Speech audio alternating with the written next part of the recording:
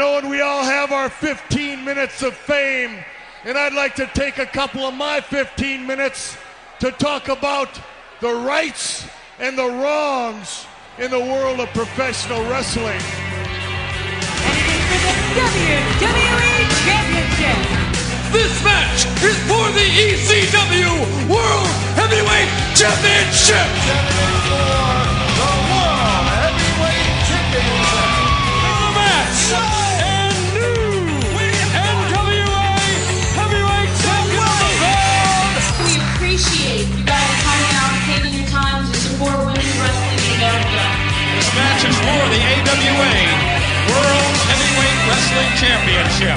Hello and welcome to another edition of the Rights and Wrongs of Pro Wrestling Podcast. This is your host, Mr. Green, and we've got another full-on review of WOW Women of Wrestling. Of course, along with that, there's going to be some women's wrestling news and things of that nature. Also, just because it's my show and I can kind of insert what I want, I'm going to do a little bit of a movie review just because. So, my thanks for all of you that have decided to check this episode out, tune in, listen to what's going on. I will just say, as of this recording, I went to the airing of Superman, which has nothing to do with women's wrestling, but, I just felt like, hey, why not? Why not have a little moment here that I can have a reprieve of WOW and some of the things that kind of set me backwards. Now I don't want to make it sound like WOW is just all doom and gloom, but yeah, just a little reprieve from that, just for a moment. Talk about some other things. Of course, there's a few minor things that's going on in the world of women's wrestling, the least of which is being this weekend, as of this recording. We have, I don't know if I want to even call it the long-awaited Evolution, but Evolution 2 is coming back. It is in my backyard as we speak. Atlanta, Georgia is going to be, they are setting up stuff here now. Well, I shouldn't even say setting up. It's already there because they already had the SmackDown. And then they're going to have a Saturday night's main event. And then it will go into Evolution. And as I am recording at this moment, I do not believe that they sold the place out. Shockingly. And maybe I shouldn't even say shockingly because they're overpriced goddamn tickets. But, it is what it is. However, before we go off into getting on them about that and doing reviews and talking about, whatever other little wrestling news and beyond that I may address in this thing. First off, thank you for tuning in. But let's save all of the stuff that I'm getting ready to talk about for the segment that I'm about to produce or bring up right now. And that is the news, views, and updates.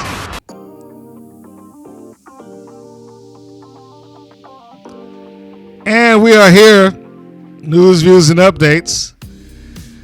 I try to save all my extracurricular information and ranting and reporting to this segment if it does not concern WOW directly. So, first thing being, this is my side note part, nothing to do with wrestling. So I will try my best to put this with a chapter marker, so if you didn't want to hear anything about it, you can skip past it. But this is going to be a spoiler-free version of this, so just, bear with me here for those that are listening. Superman just came out. This is the reboot of the DCEU. Well, I don't know. Are they still calling it that? It's the James Gunn version of the DCU. The DC Universe. This is the first release of their new studios. They have been previously all done under Warner Brothers, but now they have the DC Studios helmed and headed up by James Gunn. For those of you who do not know who James Gunn is, Your Guardians of the Galaxy movies, you have him to thank for it. So he is now producing this, and it has come out, and I'll try to get around this without having a bunch of spoilers for the movie. So starting with, were the performances good? Yes, they were fine. Secondly, is it something I would have ran out like, oh, you got to see this movie? Not quite. I don't know if I would have given you that. I didn't have the feel of, oh man, you have to watch this movie. Is it a fun movie? Sure. It was entertaining. It just wasn't so mind blowing to me that I just like, oh wow, you need to rush to the theaters right now and go see it. But I think it did what it was supposed to do in terms of starting to set the tone, coming out of the gate, establishing the new wave of DC Studios. There are a few holdovers from the previous cinematic universe, one of which you will see within the movie in a cameo. So there is a little bit of crossover there, but it need to be understood that this is not the same universe as what was portrayed before. They're not picking any of that up. They're not having Jason Momoa as Aquaman. They're not having Cavill as Superman, obviously. Affleck as Batman, and so on and so forth. So the main players that we knew are not there. Some subsidiary people have crossed over. Well, like I just said, there's a little bit of a cameo. I don't know if I want to spoil that, so I'll just leave it at that. I thought the young man that played Superman did a fine job. They had a lot of little, I don't know if I would even say Easter eggs. It might be that. But they had some callbacks to a time of Superman when he was kind of silly. And this is for my comic book readers out there. You know, if there's anything you know about me, I know I do comics, I do TV, I do and wrestling. So there were a couple of things that were in that movie that they referenced to 1970s Superman, including the Fortress of Solitude being this big crystal. I mean, he added his own twist onto it, but that was something that came from the Superman motion picture with Christopher Reeve. That was in there. I'll spoil this part of it. That there's a comic book that explains why people could not see past the glasses on Superman in the comics. There's some writer out there tried to explain it once, and that reference is in the movie. The thing that he wrote in the comics is in the movie now. So I'm trying to do that without giving you what it is, especially if you haven't read it or whatnot. It's not that big of a deal. I mean, if I told you, it's not like it's going to spoil the movie or anything. But I if you're going to look at it, I just wanted to go ahead and look at it. Also, I'm split on the guy that played Lex Luthor. I thought he did a good job in encompassing what Luthor was in terms of his overall obsession with Superman, and doing what Luthor had seemingly always done in the Superman movies.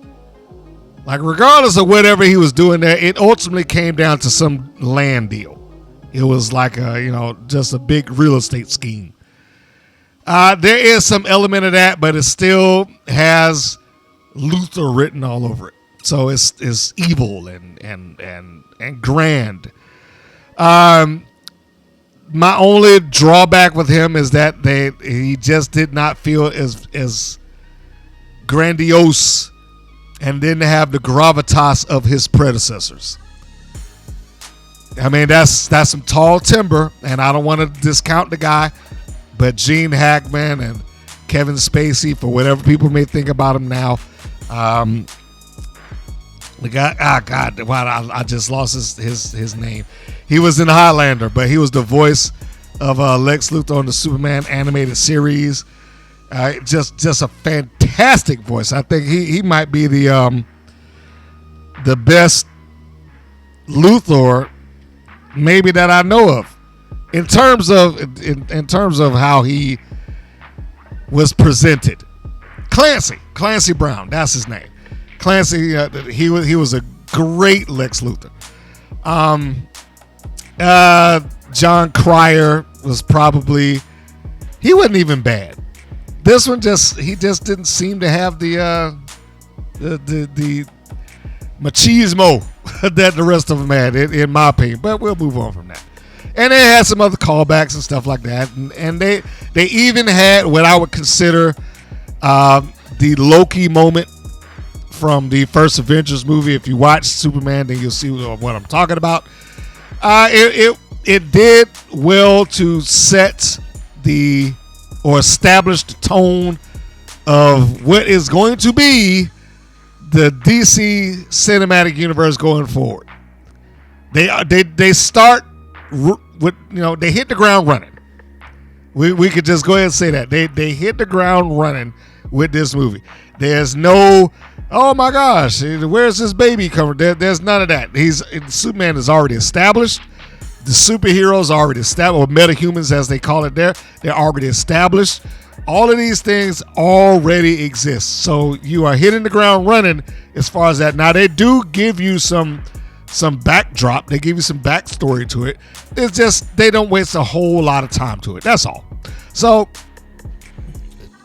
if you are a moviegoer, a superhero cinephile or comic book reader, whatever, you probably will enjoy this. It doesn't have what the Marvel movies had post Avengers, but it took a while for Marvel to build that up. So keep that in mind. That's why I say I'm trying to, I think I'm trying to be as fair to that movie as I can. Not something that I would just run around like, oh man, this is the greatest movie ever, but it's also the first in their lineage. So, hey, take that for what it is. Enjoy it if you do. There are 2 post-credit scenes, neither of which are supremely important.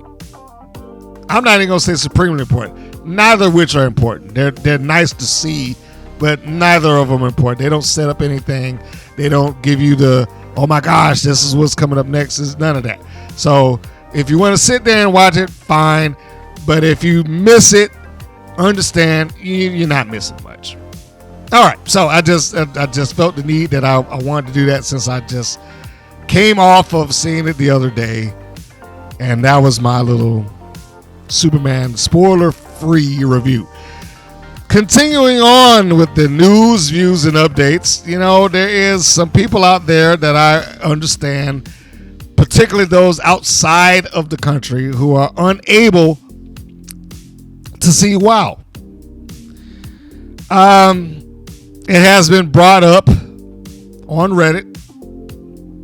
Credit to them and Miss Ray Gunn that WoW does have other aspects or other venues for you to watch.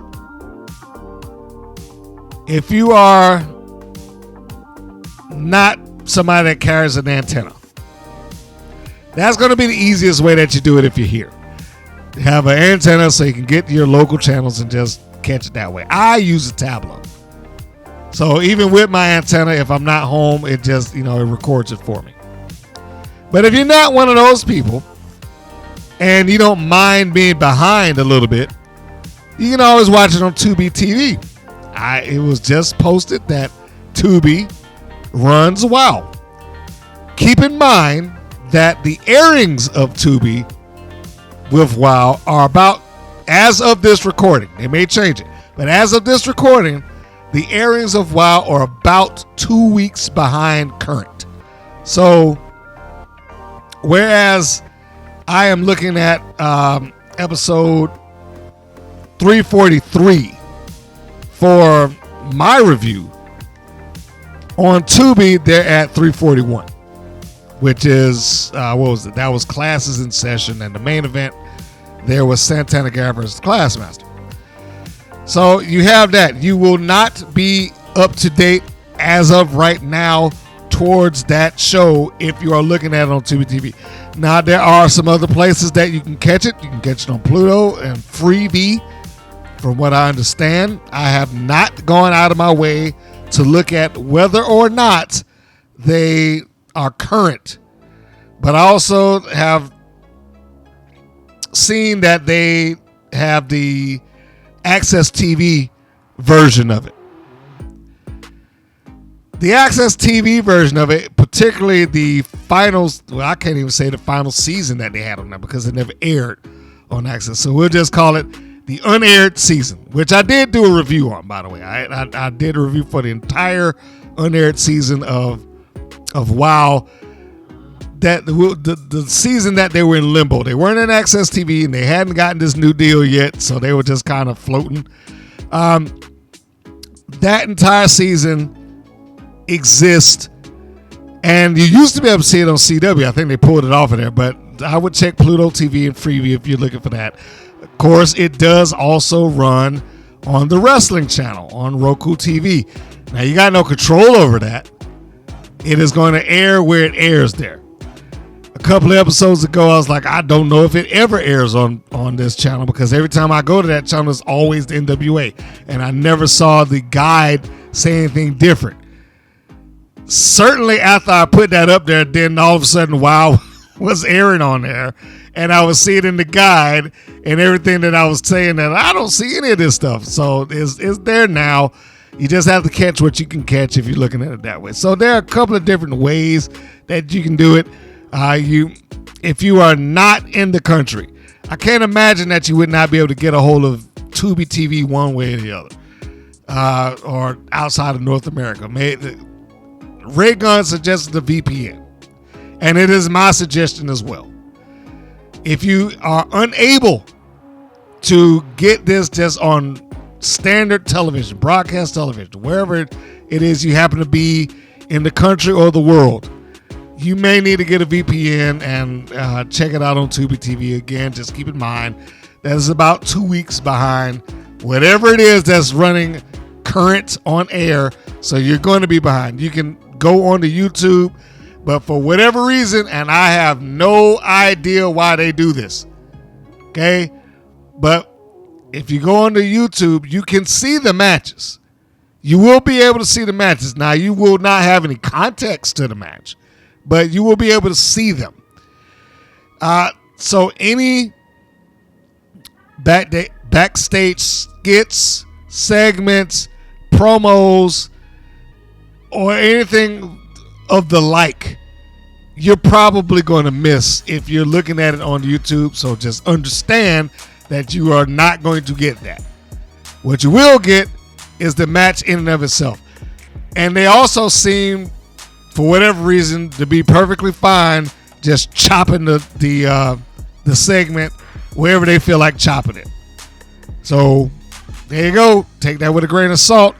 You have your options. There's things and there's ways for you to watch it. I did bring up earlier that Evolution is taking place. It is going to be here. I don't actually live in Atlanta, Georgia anymore. I'm about 15, 20 minutes outside of it. And I have no intentions of going downtown or near downtown while this is taking place, because it is a loaded weekend down there. I think the Beyonce concert's happening this weekend. WWE's loaded up this weekend. What did I say? There's a tournament that's taking place just outside of downtown. So it's probably going to be a little bit more traffic than I want to deal with, but it's all there. Evolution being one of those things. Unfortunately, as much as I was happy for them that they were bringing Evolution back and getting ready to have this pay-per-view there's a couple of things that's wrong with it already, and it hadn't even aired. One of which being is it doesn't seem like that they've given a lot of thought to promoting this to make it a big deal. And maybe they wouldn't be able to. I don't know. But it doesn't have the build that I know that the WWE is capable of doing. And my concern with that is that if this thing does not do well, it's going to be a long time, if ever, that you see another one. I honestly feel they would have done a better job and a better service to themselves. And I know they didn't want to do this because it would have meant them essentially renting out 3 different arenas. Not that they couldn't afford it. Let's be honest. They have made millions upon millions upon millions upon millions. And I could probably keep going with that, dollars. They could afford to do it. They probably just don't want to do it. But it may have been a better thing for them to put Evolution, if they were going to be in Atlanta, at the arena at College Park, which is where the WNBA team plays. That's the Atlanta Dream. The only time that they haven't played there is when Caitlin Clark came in town as part of the Indiana Fever, and the ticket prices were they were selling it out. People wanted to see Caitlin. For whatever people may think about her as a basketball player, or that she was taking a shine off her, or the other players that's on the NBA that felt like she was still in the spotlight, for whatever people may think about her, she is a bona fide box office attraction. At least she was that year. And this isn't the only city that went down in. Where she came in town, they had to move it to the larger arena because of the ticket sales.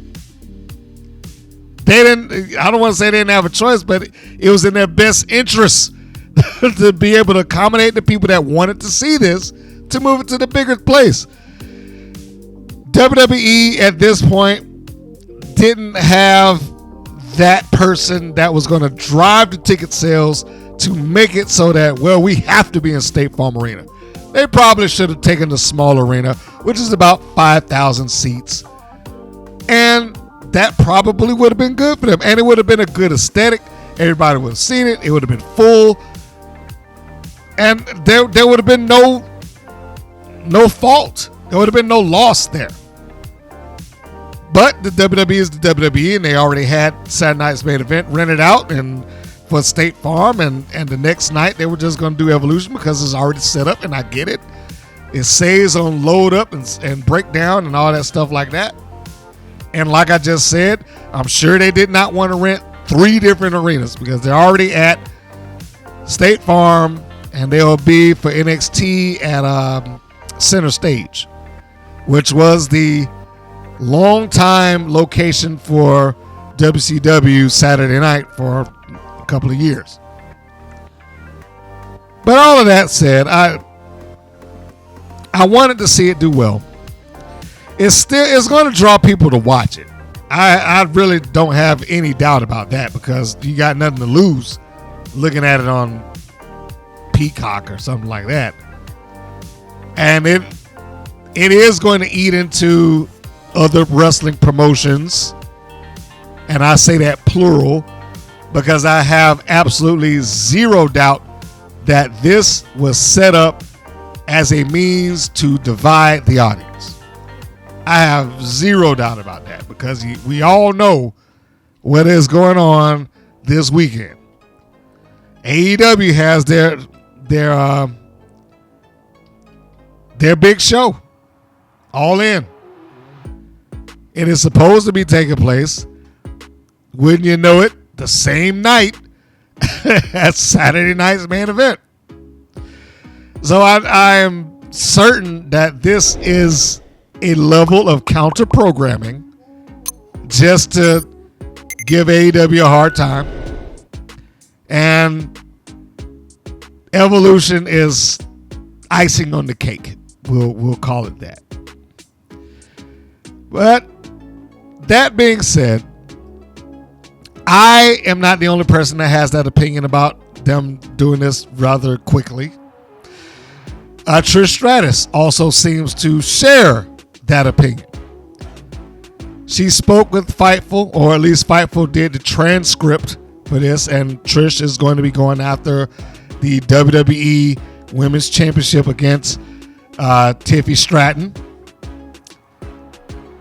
But this is what she had to say as far as how Evolution has come about and where it sits right now. Her statement was this. Unfortunately, yes, it is.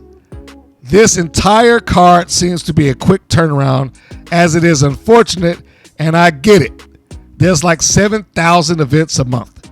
It seems like, and she laughed about that parentheses, but I think there's a little bit of a built-in story, luckily for Tiffy Stratton and I love the fact that we had this connection. I think people were really digging the Trishy time, Tiffy time thing. So I think that worked really well. But people were seeing the parallels.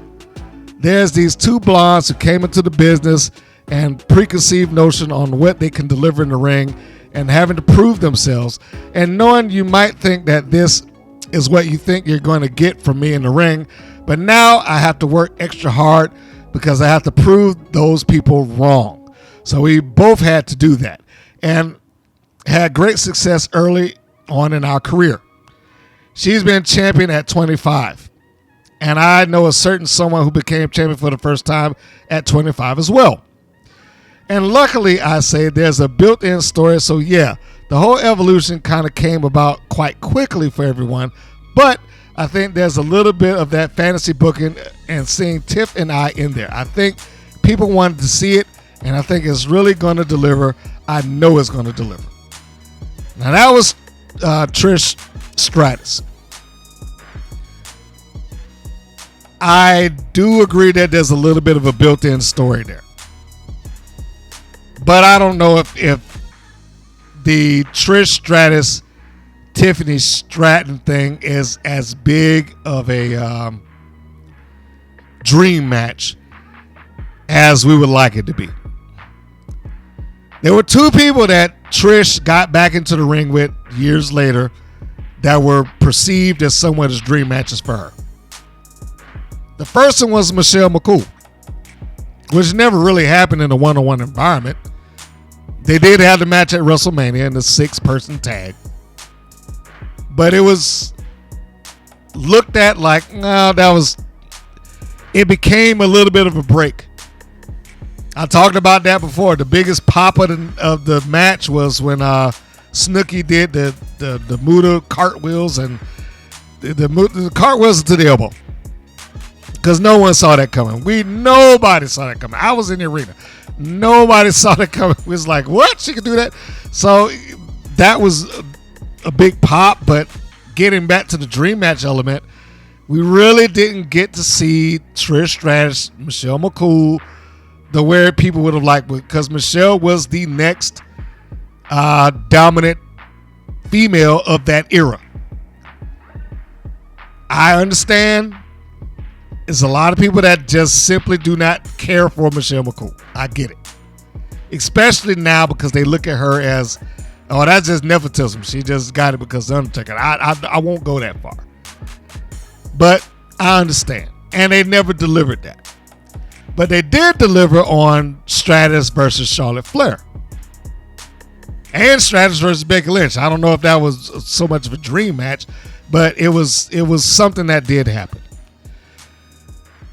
I don't know if Tiffy is in that conversation yet. I like her. And I think that she has a bright future in front of her. But I don't know if she's in the conversation of being a dream opponent. A parallel, yes. She is somewhat out of the mold of a Trish Stratus, we might be able to say. But is she the dream opponent for her? Is that the one that you was like, man, I can't wait. I wish that Trish could get back in the ring and take on so-and-so. I don't know if it's that. I will watch it, and hopefully it will deliver the goods. As much as I like the persona of Stratton, I don't know if she is the ring general that a Charlotte Flair is, or Becky Lynch is, or Bayley, or for that matter, Mercedes Moné. Even though I'm sure Mercedes thinks very highly of herself at this point, I don't know if she's any of those things. But she's got to get her feet wet somewhere, and time will tell.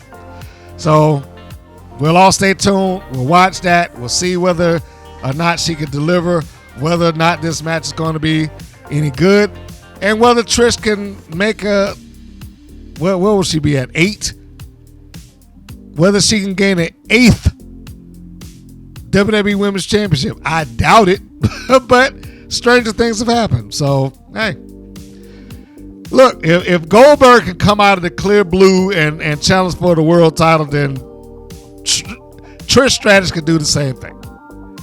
It is not my preference, but she can do the same thing. And of course, they bent the rules with WWE. They're like, the champion can name their own opponent. So there you go.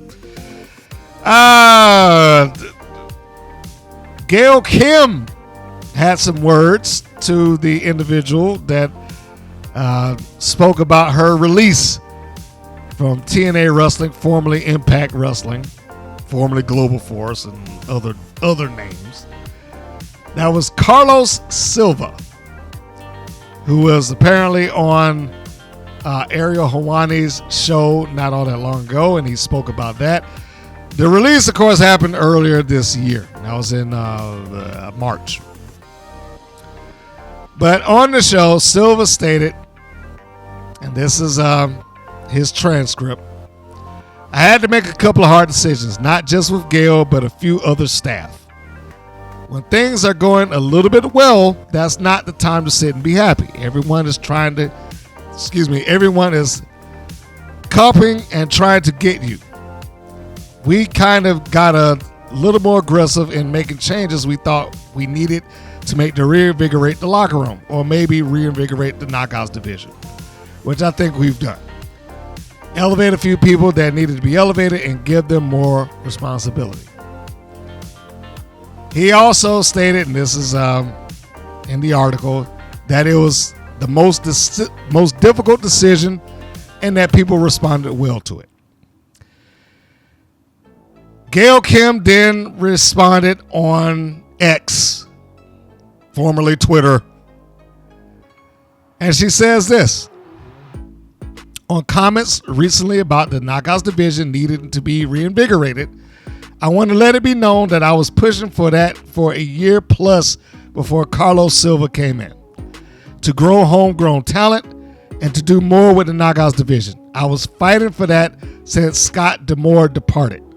My loyalty and passion towards the Knockout division should never be questioned, and how I wanted that division to be upheld.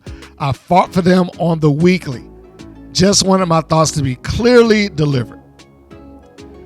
And I honestly have no doubt about that. I have very, very little doubt that she fought for that. She has talked about the Knockouts division being this magnificent division, something that she's pushed for and fought for and tried to make grow and tried to make better for, when did that thing start? It's almost 20 years. Because I know it didn't exist when the company began, but almost a full 20 years she has fought for women's wrestling in that company. And so it doesn't shock me in the least that she tried, particularly before he got there. Now, I'm not Carlos Silva, and I don't know what he was looking at to make the decision that, well, you need to get rid of her. Personally, do I think that it should have happened? No. Of course not. Because if there's anybody that was on that roster that would have helped forge the Knockouts division in a better way, or got it bigger, or been able to pick out better talent or whatever the case may be, it probably would have been Gail Kim.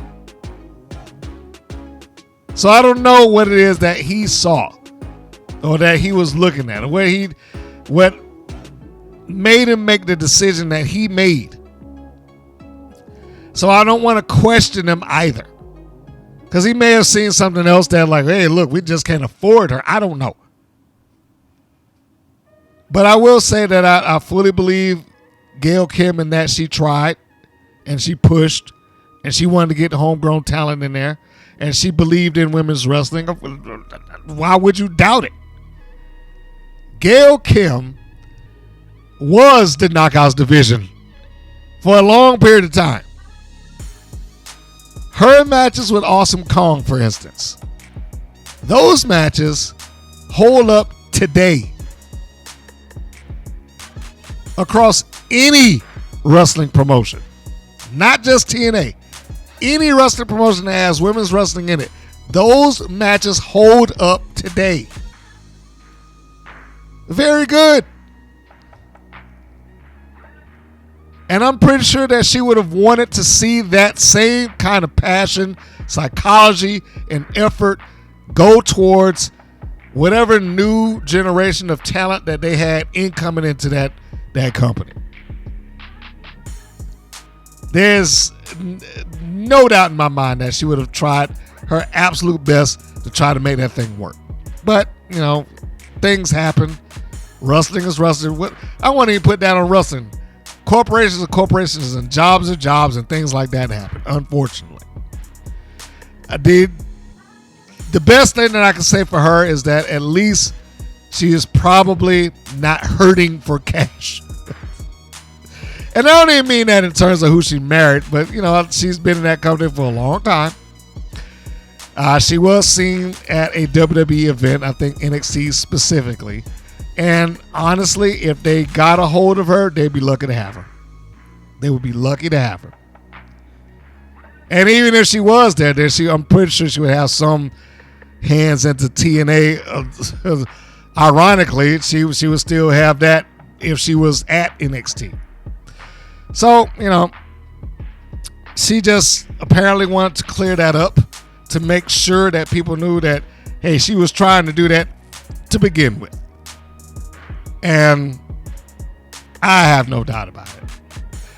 But we've also seen that since she's left TNA, they have begun to try to reinvigorate their Knockouts division. And that includes the Inspiration returning, which we know that they're probably going to be going after the Knockouts Tag Team Championships sometime soon. Maggie Lee, Indy Hartwell, Mila Moore, Jada Stone, congratulations to her, to Spark, Harley Hudson, who I had followed for a while. I'm glad I'm now getting a chance to see her work stateside.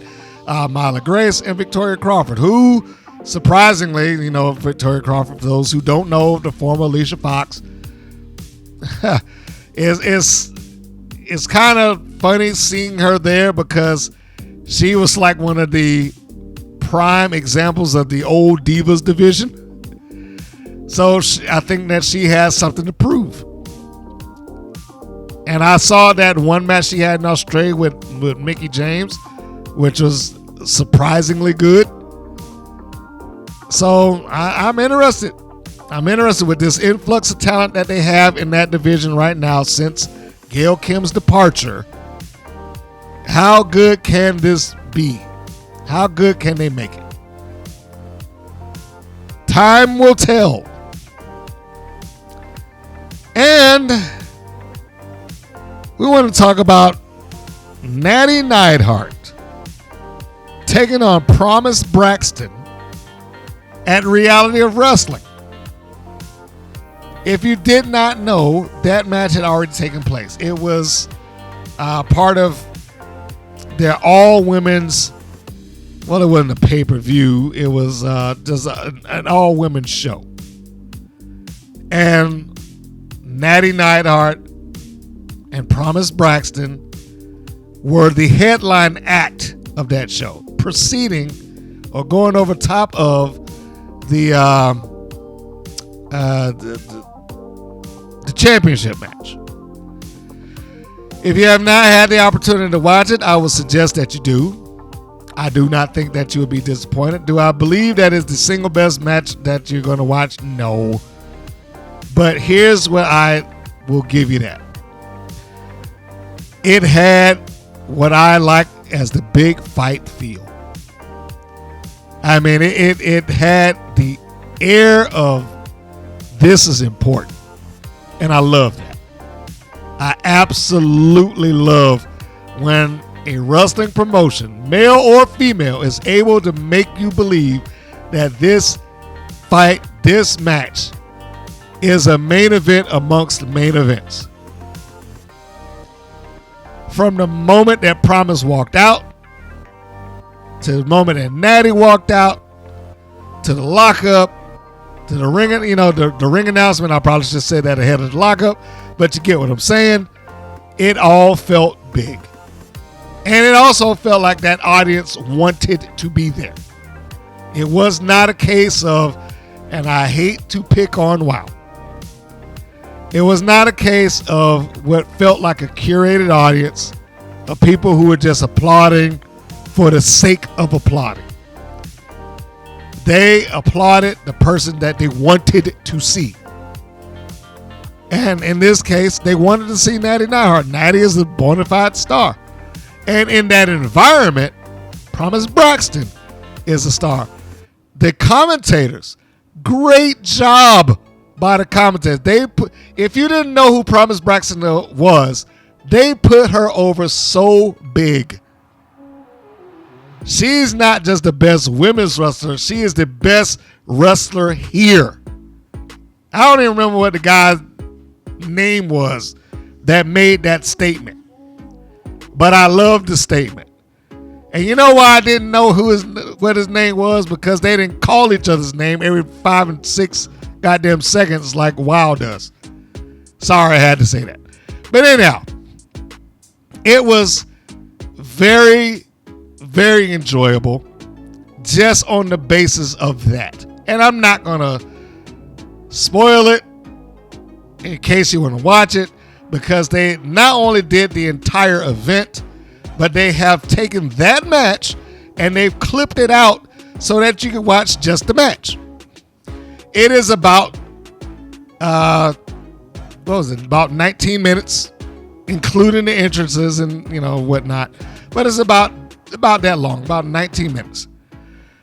I need to see what it is with, I guess this is Natty's dungeon crew or something that follows her around when she does this stuff. But she's got like 3 guys that are with her at any given time. But so I guess that's just part of her entourage, so to speak. And without giving too much away, like I said, the ring announcer did a good job, set it up great. They had that little moment in the ring that the head-to-head, the referees got to get in there and, hey, you got to stop this. They were looking like they was ready to chew each other up. Promise got her little moment in there, and she drew the line in the sand right there in the middle of that ring.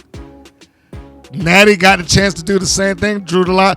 I mean, it was just good stuff there. And last I saw, that match alone is like about 35,000 views. And that was after the 2 days of upload. So I would say if you haven't had the opportunity to watch that, go check it out.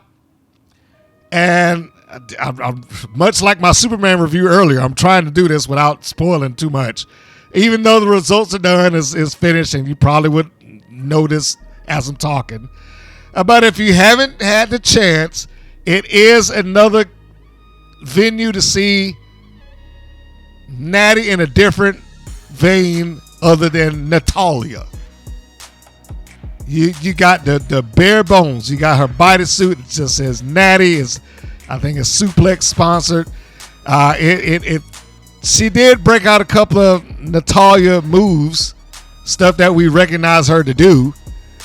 But she did have a little bit of an edge to her.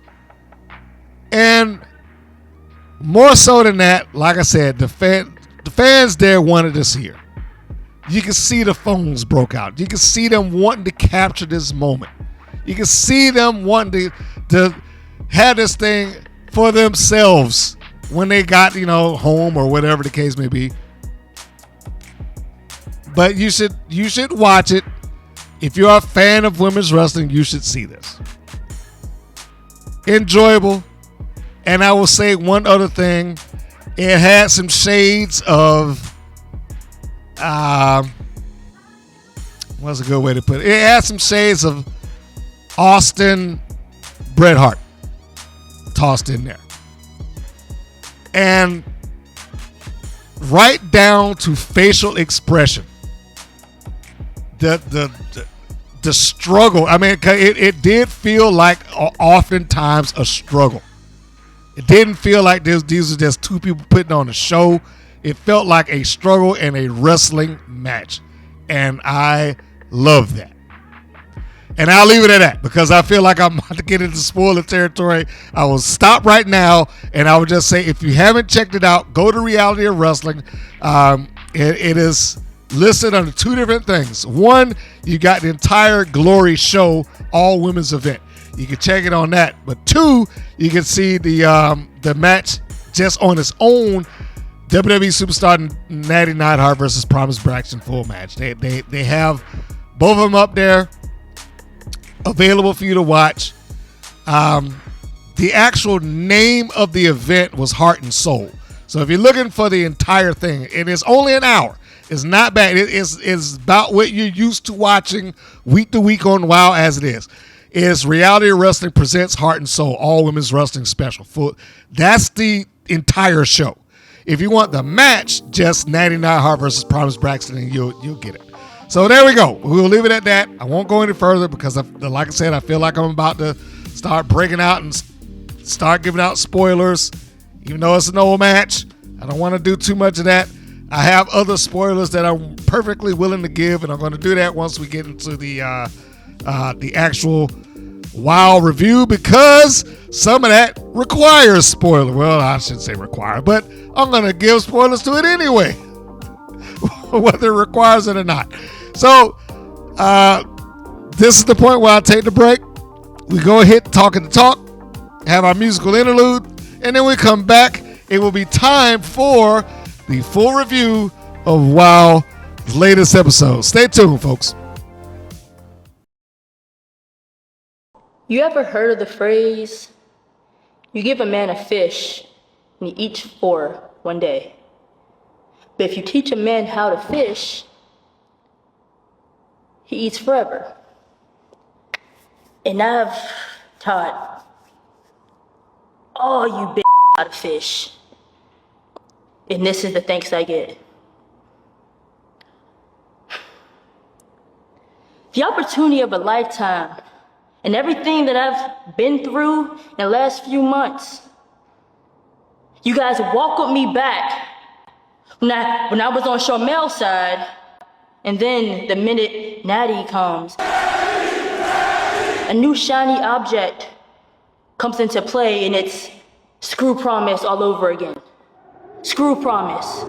Screw promise. Forget promise.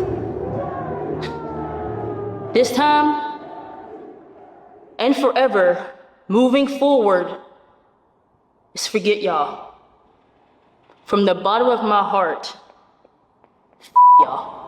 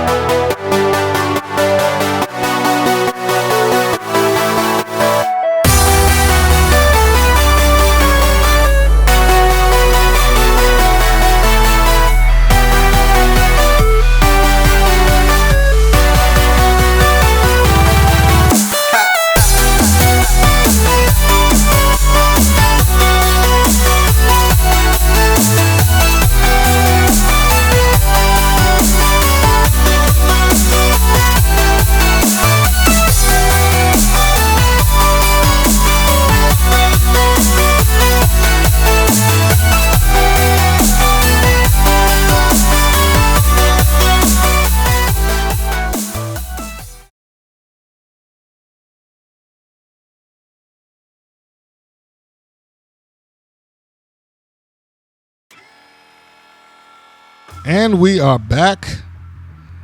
And we go into these shows opening slate, or at least my slate for the show. This is going to be WoW episode 343, season 3, episode 43, title Hardcore Rivalry. The air date, July the 5th, and a chronological number 147. This episode begins with a video recap of Santana Garrett versus the Classmaster in the championship match. They show clips of the four-way and Tormenta's win. So it was, I guess, largely to show who is still the champion and who is the next challenger in line. And they show Paola Mayfield's interference of said championship match. So it was nice for what it was. It was nice, new graphics applied. Every so often, when we look at WoW, they will upgrade, swap, or switch the graphics that they are using within their edit. I didn't have a problem with any of the stuff that was going on there, or how they used it, or what they used to try to give some eye candy to their footage. You may already know that I'm not a huge fan of the story that was told with either of these things, but I think the editors did about as good as the editors can do. My only real criticism of the edits that take place with WoW and their recaps is it feels like oftentimes they go back further than they need to tell the story. And they'll go back to something, months prior to try to set the table for whatever storyline that they're trying to do. Is like, well, you probably could have gotten that around without having to do that. And I believe they did, some variation of that later on when they talked about HollySwag, and they go all the way back to the mother truckers. So it is an ongoing thing that they have done. It's just my personal preference. I'm not saying that it's right or wrong. I'm just saying, in my opinion, I think they go back further than what they need to do when they do these recap things. They need to stick to the point. They need to stick to what's going on and relevant right then and right there. And unless it's entirely necessary, you don't need to go back 6, 7, 8, 9 months in the past to re-illustrate something. But anyhow, so we get out of that. Somewhere in this, we got David McClain talking about, we got your emails and your messages. Like, really, you did? Minor point, but I doubt that he got any emails or any messages. I'm not saying that nobody contacts WoW, but for whatever things that he's talking about here that took place probably 8 or 9 months ago, I am surely shocked, unless they have developed a time machine that they did not tell the general public or the United States government about. I doubt that he knows of any emails that took place relative to what was going on when they taped this nonsense. The next segment, Tormenta comes out to the arena for a promo. I like Tormenta, but I feel like she probably should have had somebody out there with her to translate what she was going to say.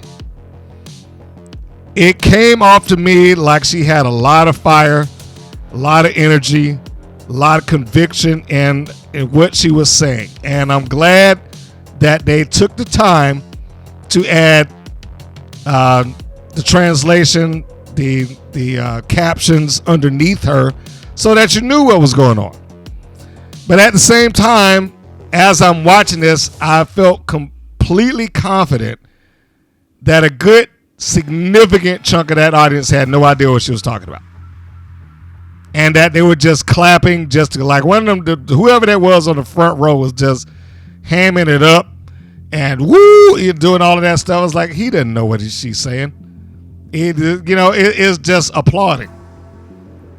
And whereas, like I said, there was a lot of conviction in what she was saying, I don't know for the television that they are producing, that should have been done without the benefit of some translation following it, whether they had the captions or not.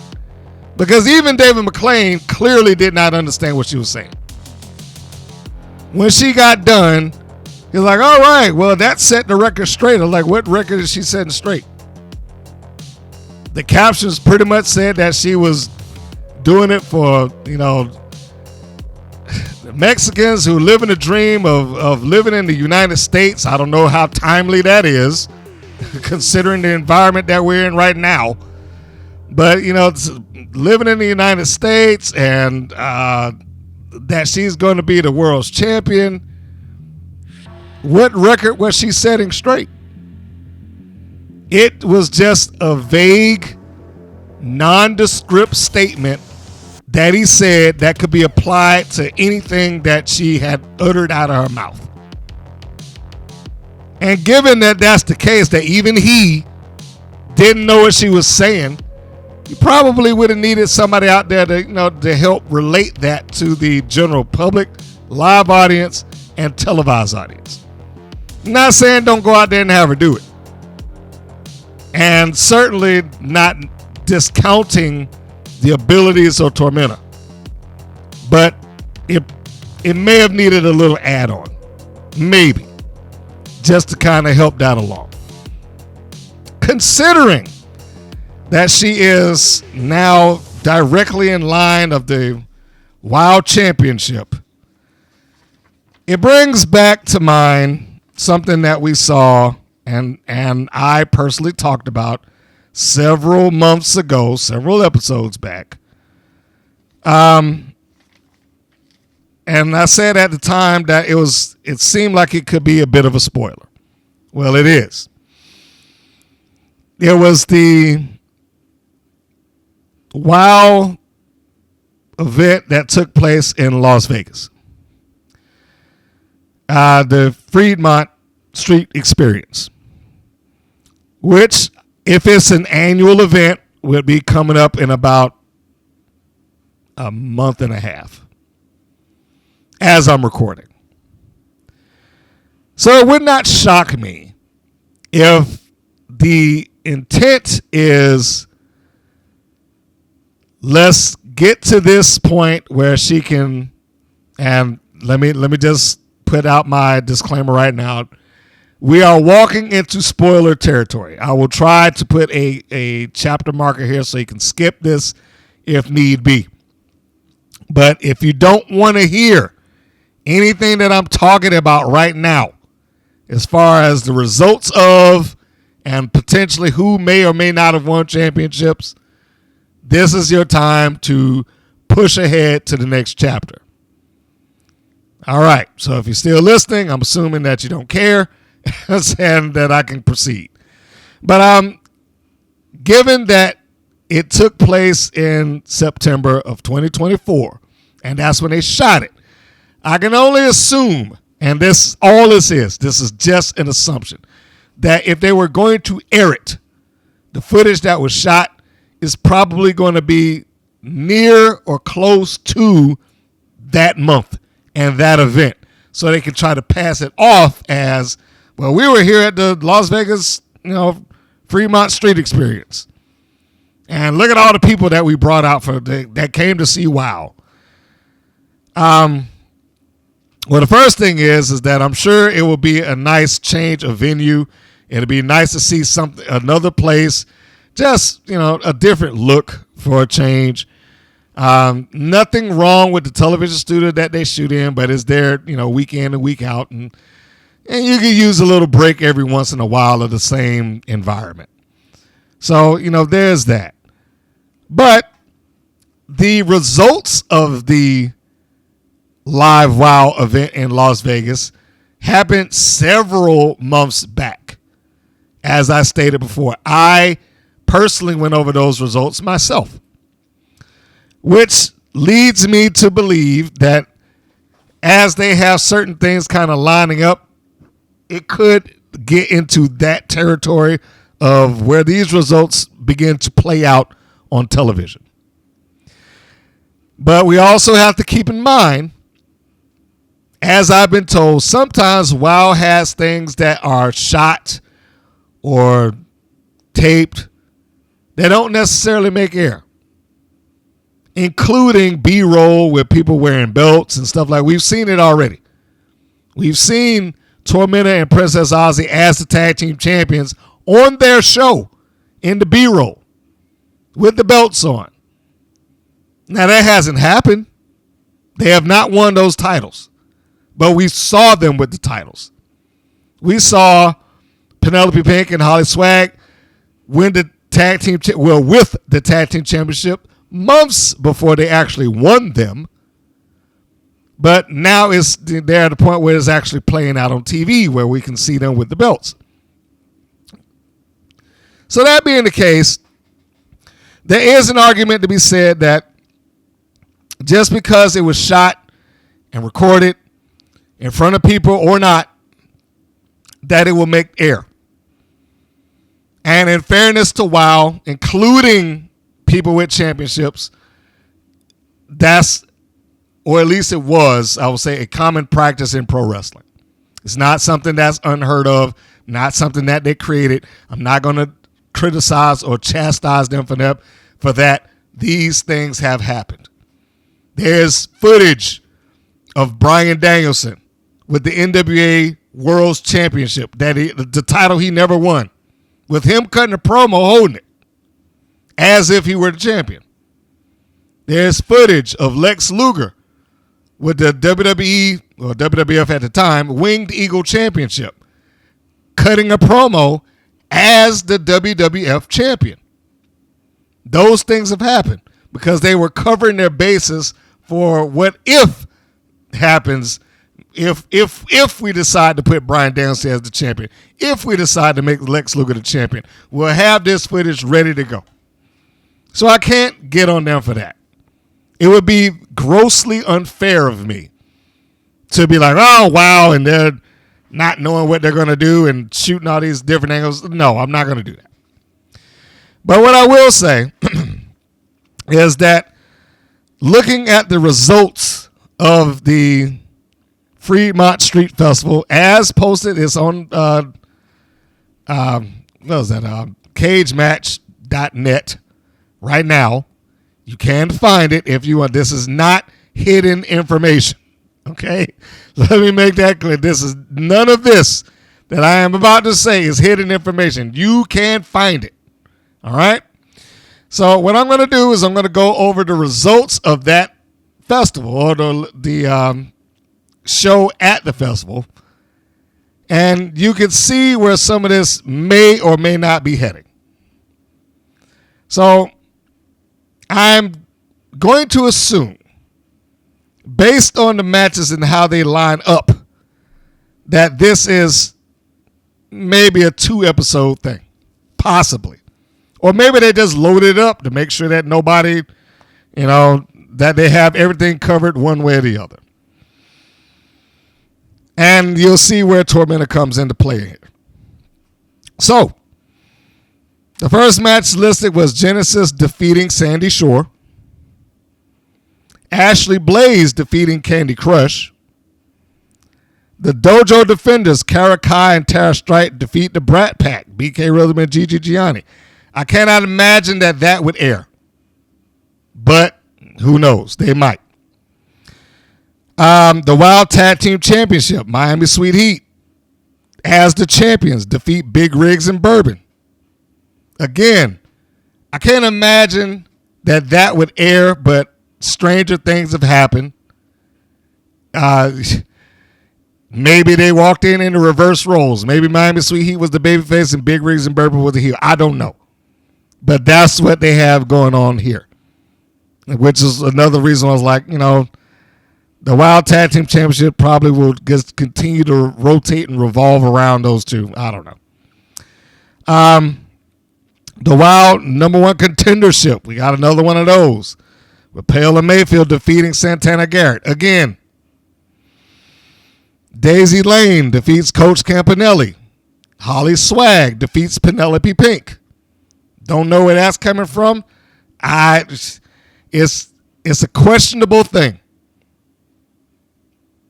Are they going to break up? Are they going to, is Miami Sweet Heat going to rejoin with the Fab Four? Because some of this leads me to believe that. But we'll continue on. Ashley Blaze and Xena Phoenix defeat the Brat Pack. So the Brat Pack have done double duty already. Blaze is allegedly hurt. So I don't know how they would include that. That would probably be another one that if it were me, I would we can't use that match. But again, we don't know how WoW likes to function or think or whatever. Fury defeats Gloria Glitter, which I'm really kind of shocked that match even took place. I'm not sure if Fury's ever crossed paths with members of Top Tier. The WoW title defended by, as listed, the champion Tormenta, who defeats the Classmaster. It would not shock me that Tormenta wins the title and then this airs sometime later as her, the defending champion, successfully going up against the Classmaster. It wouldn't shock me. Because all they would really need out of this particular listing that I gave you is 2 other matches outside of that. If they had 2 matches that they could pick out of the list of matches that I just named, they would be fine. And off the top of my head, Fury and Gloria Glitter, Genesis, Sandy Shore,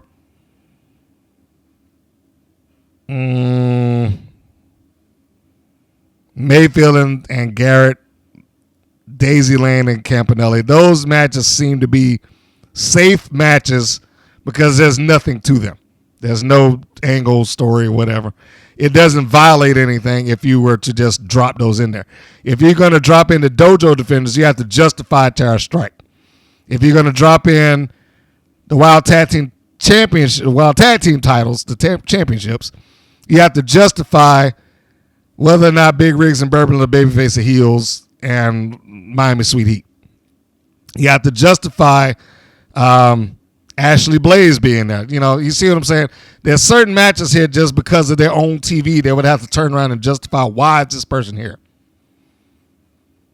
Then I'm going to say the next set of the show, because it's not really broken up. I just separated according to it having 2 championship matches. So the next half of that is Princess Aussie and Santana Garrett defeating Animal Instinct, Goldie Collins, and Katarina Jinx. It seems like somewhat of a random match. Chainsaw defeating Candy Crush, also seems somewhat of a random match. Jesse Jones and the Mother Truckers, Big Rig and HollySwag, defeat the Fabulous Four, Miami Sweet Heat, and Penelope Pink. Again, to have that match, you have to justify why they got back together.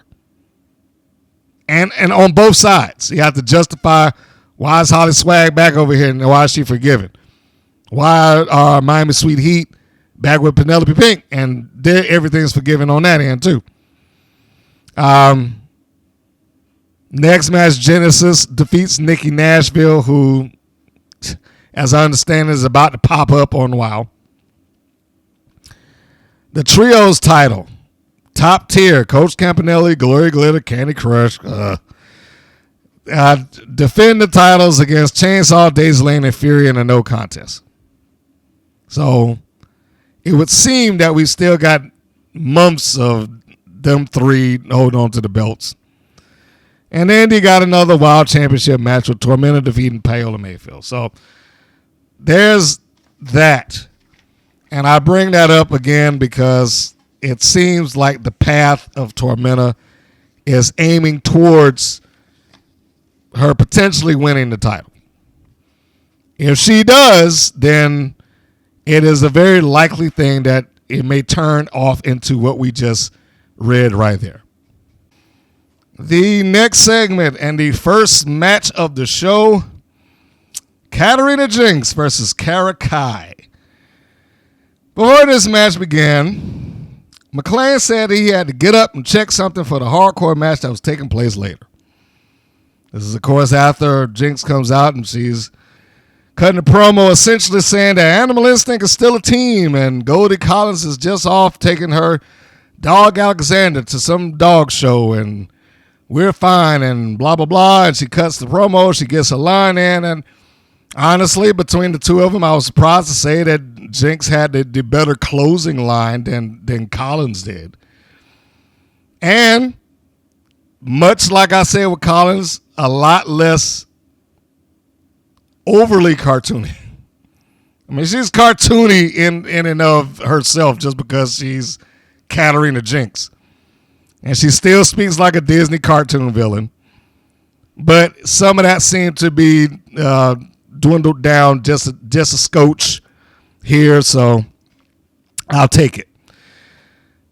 But the match aside, David McClain having to get up to check something for the hardcore, what does he need to check? When I heard that, I was like, why? First off, why are you waiting to the middle of the show to decide, hey, I need to go back here and check some stuff for a match that I booked? What are you checking? What could possibly be back there that needs approval? I mean, other than having a weapon that's going to either maim, dismember, or kill somebody, what else are you checking there? It just seemed like such an odd thing to do and at an odd time to do it. I get that we're doing stuff for TV, but there was literally nothing to be gained in this. Like, nothing. There was nothing to be gained in this. It didn't further anything. It didn't change any stipulations. It wasn't like, oh, you can't use this. She brought out a machete. I told him no. None of that happened. So what exactly was it that he was attempting to do?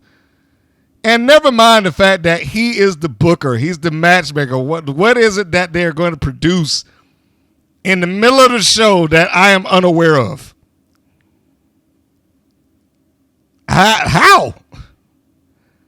Well, and it's a hardcore match. How much leeway are you giving? Or how much leeway are you not giving? I can understand if he was like, hey, they had a spiked baseball bat with a bunch of nails sticking out of it, and I said, no, it's too far. I can understand if it was that, but come on, it's WoW. No one expects that. No one expects what goddamn Abyss used to come out to the ring with, or a match that like happened in Ring of Honor, or a match without honor, where they would just break out railroad spikes and everything, scissors, and everything else. Nobody's expecting that. There is nothing that has ever happened in the wild that would lead anyone to believe that someone, either Miami Sweet Heat, Penelope Pink, HollySwag, Lana Star, or anybody else on that roster would just suddenly break out with some weapon that like, oh no, you can't use that. So what was this for? Why was this a thing? And again, he's the booker. Why are you unaware of what's going on, and why are they asking you this in the middle of a show? Now, there was a plus that came along with this. I'll get to the match in a minute. But there was a plus that came along with this. The plus being is that you got a moment without David McClain on commentary. And you had Nigel Zane get to call the match, at least for a little while, on his own. But it wasn't even like he got to do the entire match on his own. So again, what was this for? He didn't even get the chance to do the entire match. He got like maybe half of it, maybe. Why was this a thing? What was this for? What possible purpose did this serve? It didn't seem like it served anything.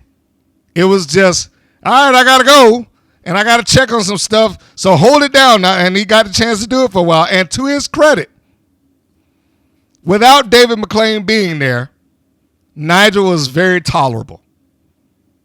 And it goes back to what I said. I feel like he would be perfectly fine as a commentator if he were not paired off with David McClain.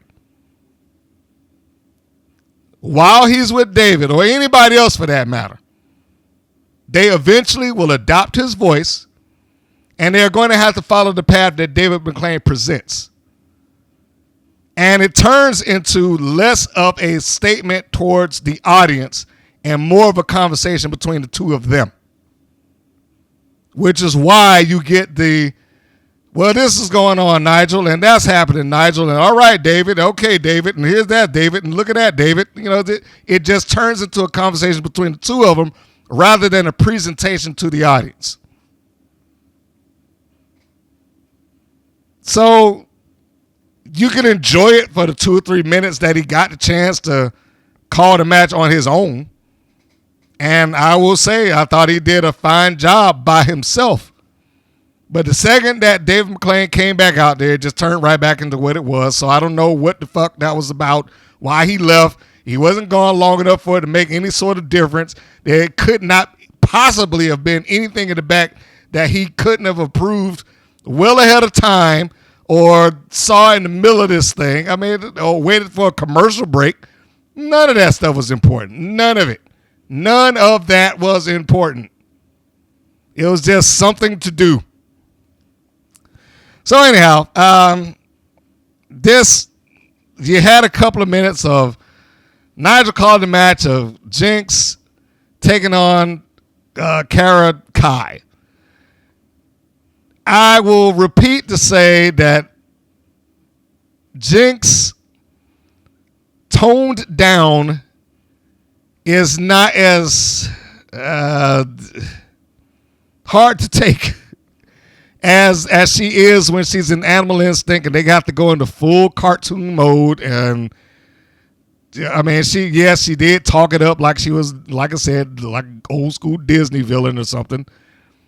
But, you know, aside from the B-roll that you get with her, like jumping into whatever it was, the studio where she's crouching down and in predator mode, I guess, on the whipping, cracking the whip and all that stuff. Aside from that, you really didn't get a lot of the cartoon character Katarina Jinx.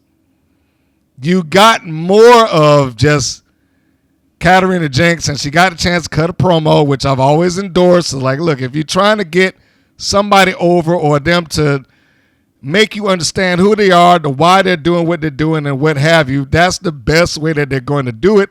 And even if it is a silly gimmick, they may be able to get it over if they have the opportunity to explain it.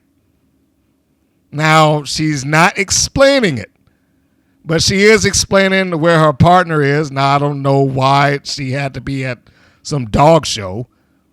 It could have just been something else, but Wow is perfectly fine with letting people go off and run away and do the things that are more important to them. Like, hey, I know I'm a wrestler here and you pay me to do this, but I'm going to go do this dog show real quick. So, you know, they're perfectly fine with that and whatever. But it was nice to see a less animated version of her. Even if the promo, she could still bring that down a notch.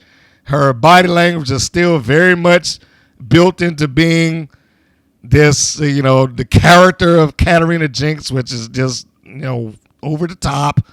But without the benefit of being in a tag match, I knew right there, I was like, okay, we're not going to get the scratch and post spot, and she's not going to overly do it in cartoon cat animal puns. But at least in hers, like I said, with Goldie Collins, that I got that dog in me. It just doesn't, you know, it doesn't ring well.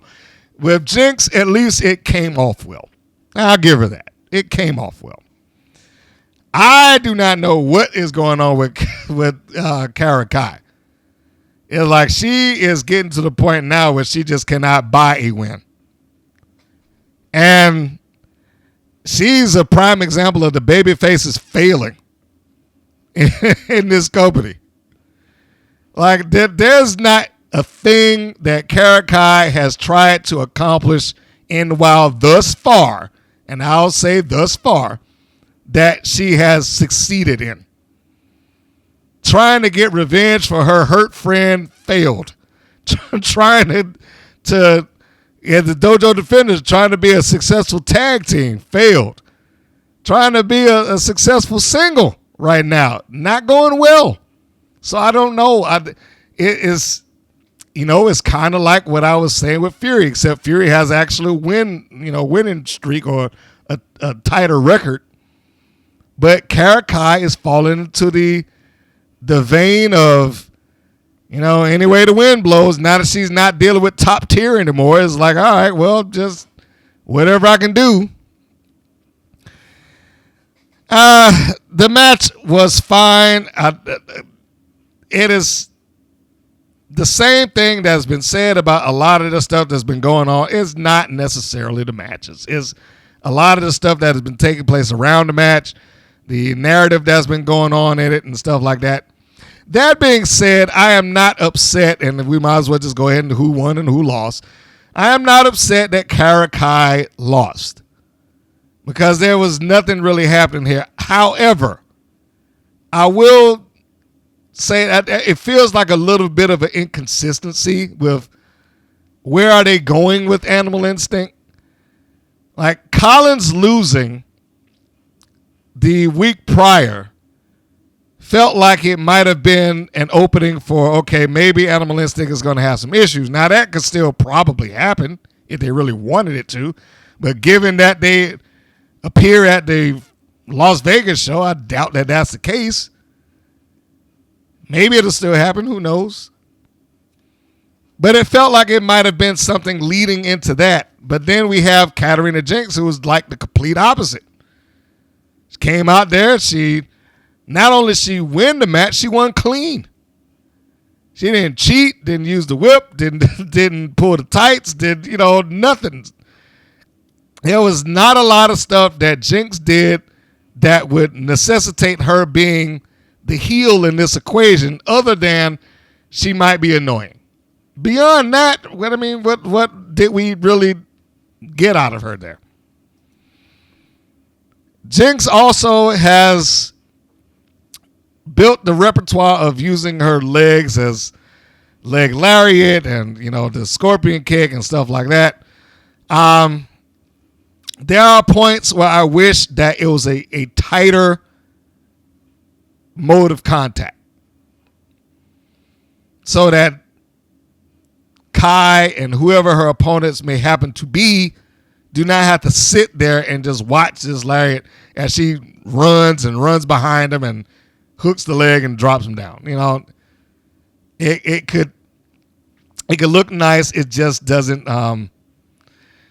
It just doesn't look like it's very timely on TV, and by that, it just makes Kai look like she's waiting for the move. Waiting to get hit. And that is a far easier said thing than done. I get it. And relative to her experience, Jinx is doing fine.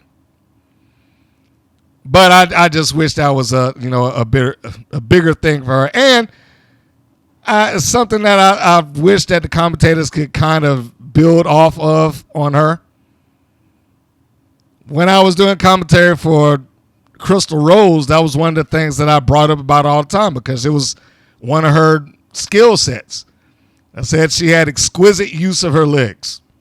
She didn't overdo it, but she did it often enough to where it stood out amongst everyone else.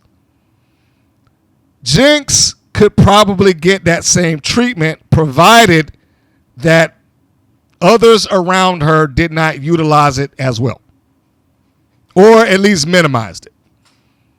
Kai is going to be one that's going to utilize some leg strikes and stuff like that. They started off the match with an attack between strikes to the thigh. And if that were the case, that would be me homing in on Jinx having some level of striking background, something to make her a little bit more realistic rather than, she's direct from the alleys of Gotham or wherever the fuck they, have her from. Anyway. But it was a fine match. Again, Jinx wins clean. Kai tried to go for what looked like to be her little Ferris wheel finish. Jinx breaks out of it and gets out of it without any sort of, didn't rake the eyes, didn't pull the tights, didn't didn't do anything illegal, drops Kai down face first, rolls through, and then hooks her in a leg lock around her throat and taps her out. End of story. And this is probably the first time that I noticed that she's wearing leg warmers. So I guess that's straight from dance class right into the wrestling ring or something. I still do not necessarily care for the cat character. I don't think it offers anything. It does beyond that she gets to overact when she's out there. But if you remove that, you might have something there. She looks more like she would be a part of Siren's coven rather than being a cat. Where is Siren, by the way? You haven't seen her in a while. There's been a lot of people that's been in and out a while, but not that I just said her name out loud. I was like, where has she been? Anyhow, so we got that. She wins. She being Katarina Jinx, and Kai taps out. I don't know what they're doing with Kai. Let me just recap. I'm not mad that Kai lost. I just wish I had a sense of what she was doing, because whatever that thing that was going on with her in top tier, they needed to let that go. That's gone. Just be done with it. We're finished with that. She failed. Didn't get the revenge that she was looking for.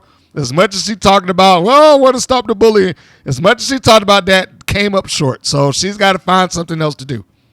This is one of those points where I was like, it'd be nice if there was some mid-card title, not the goddamn buzz title that they introduced later on, or that they did and just hasn't been acknowledged yet. Somewhere in this thing, Nigel said it's been a great year for Kai in some ways. Like, in some ways, how? How is this ever a great year for her? What happened this year for Kai that was great?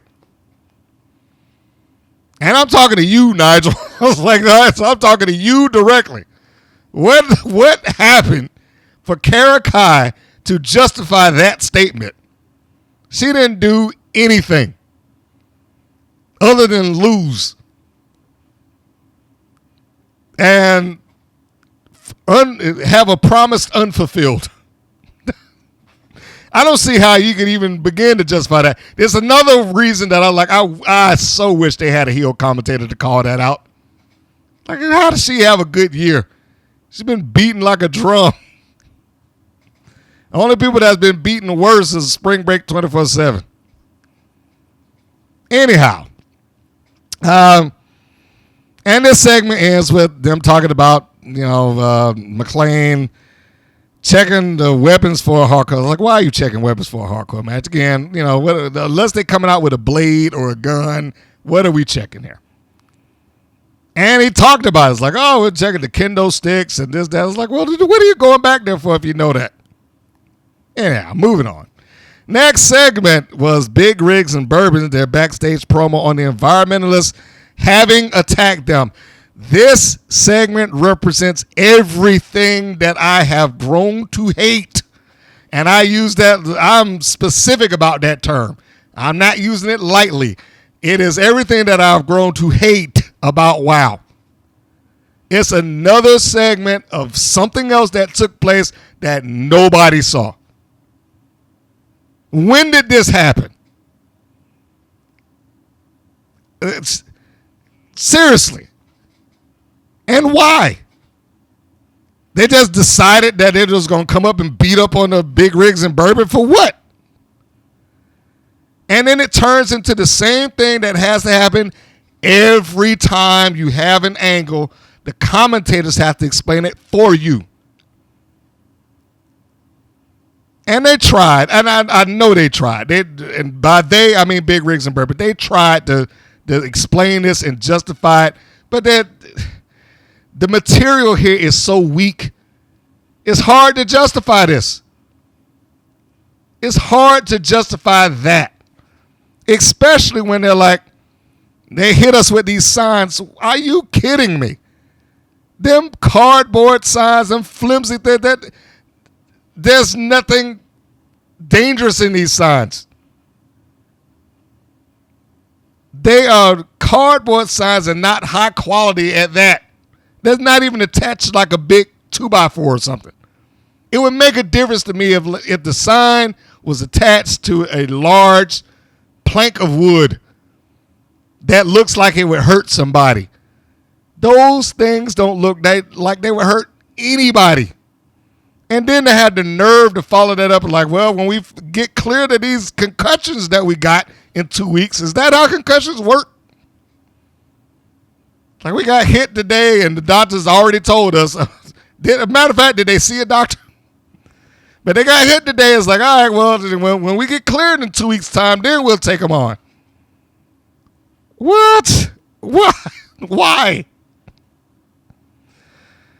This lays the groundwork. I mean, that's all this segment is for. It's to lay the groundwork that they're going to have a match against the Environmentalists in 2 weeks.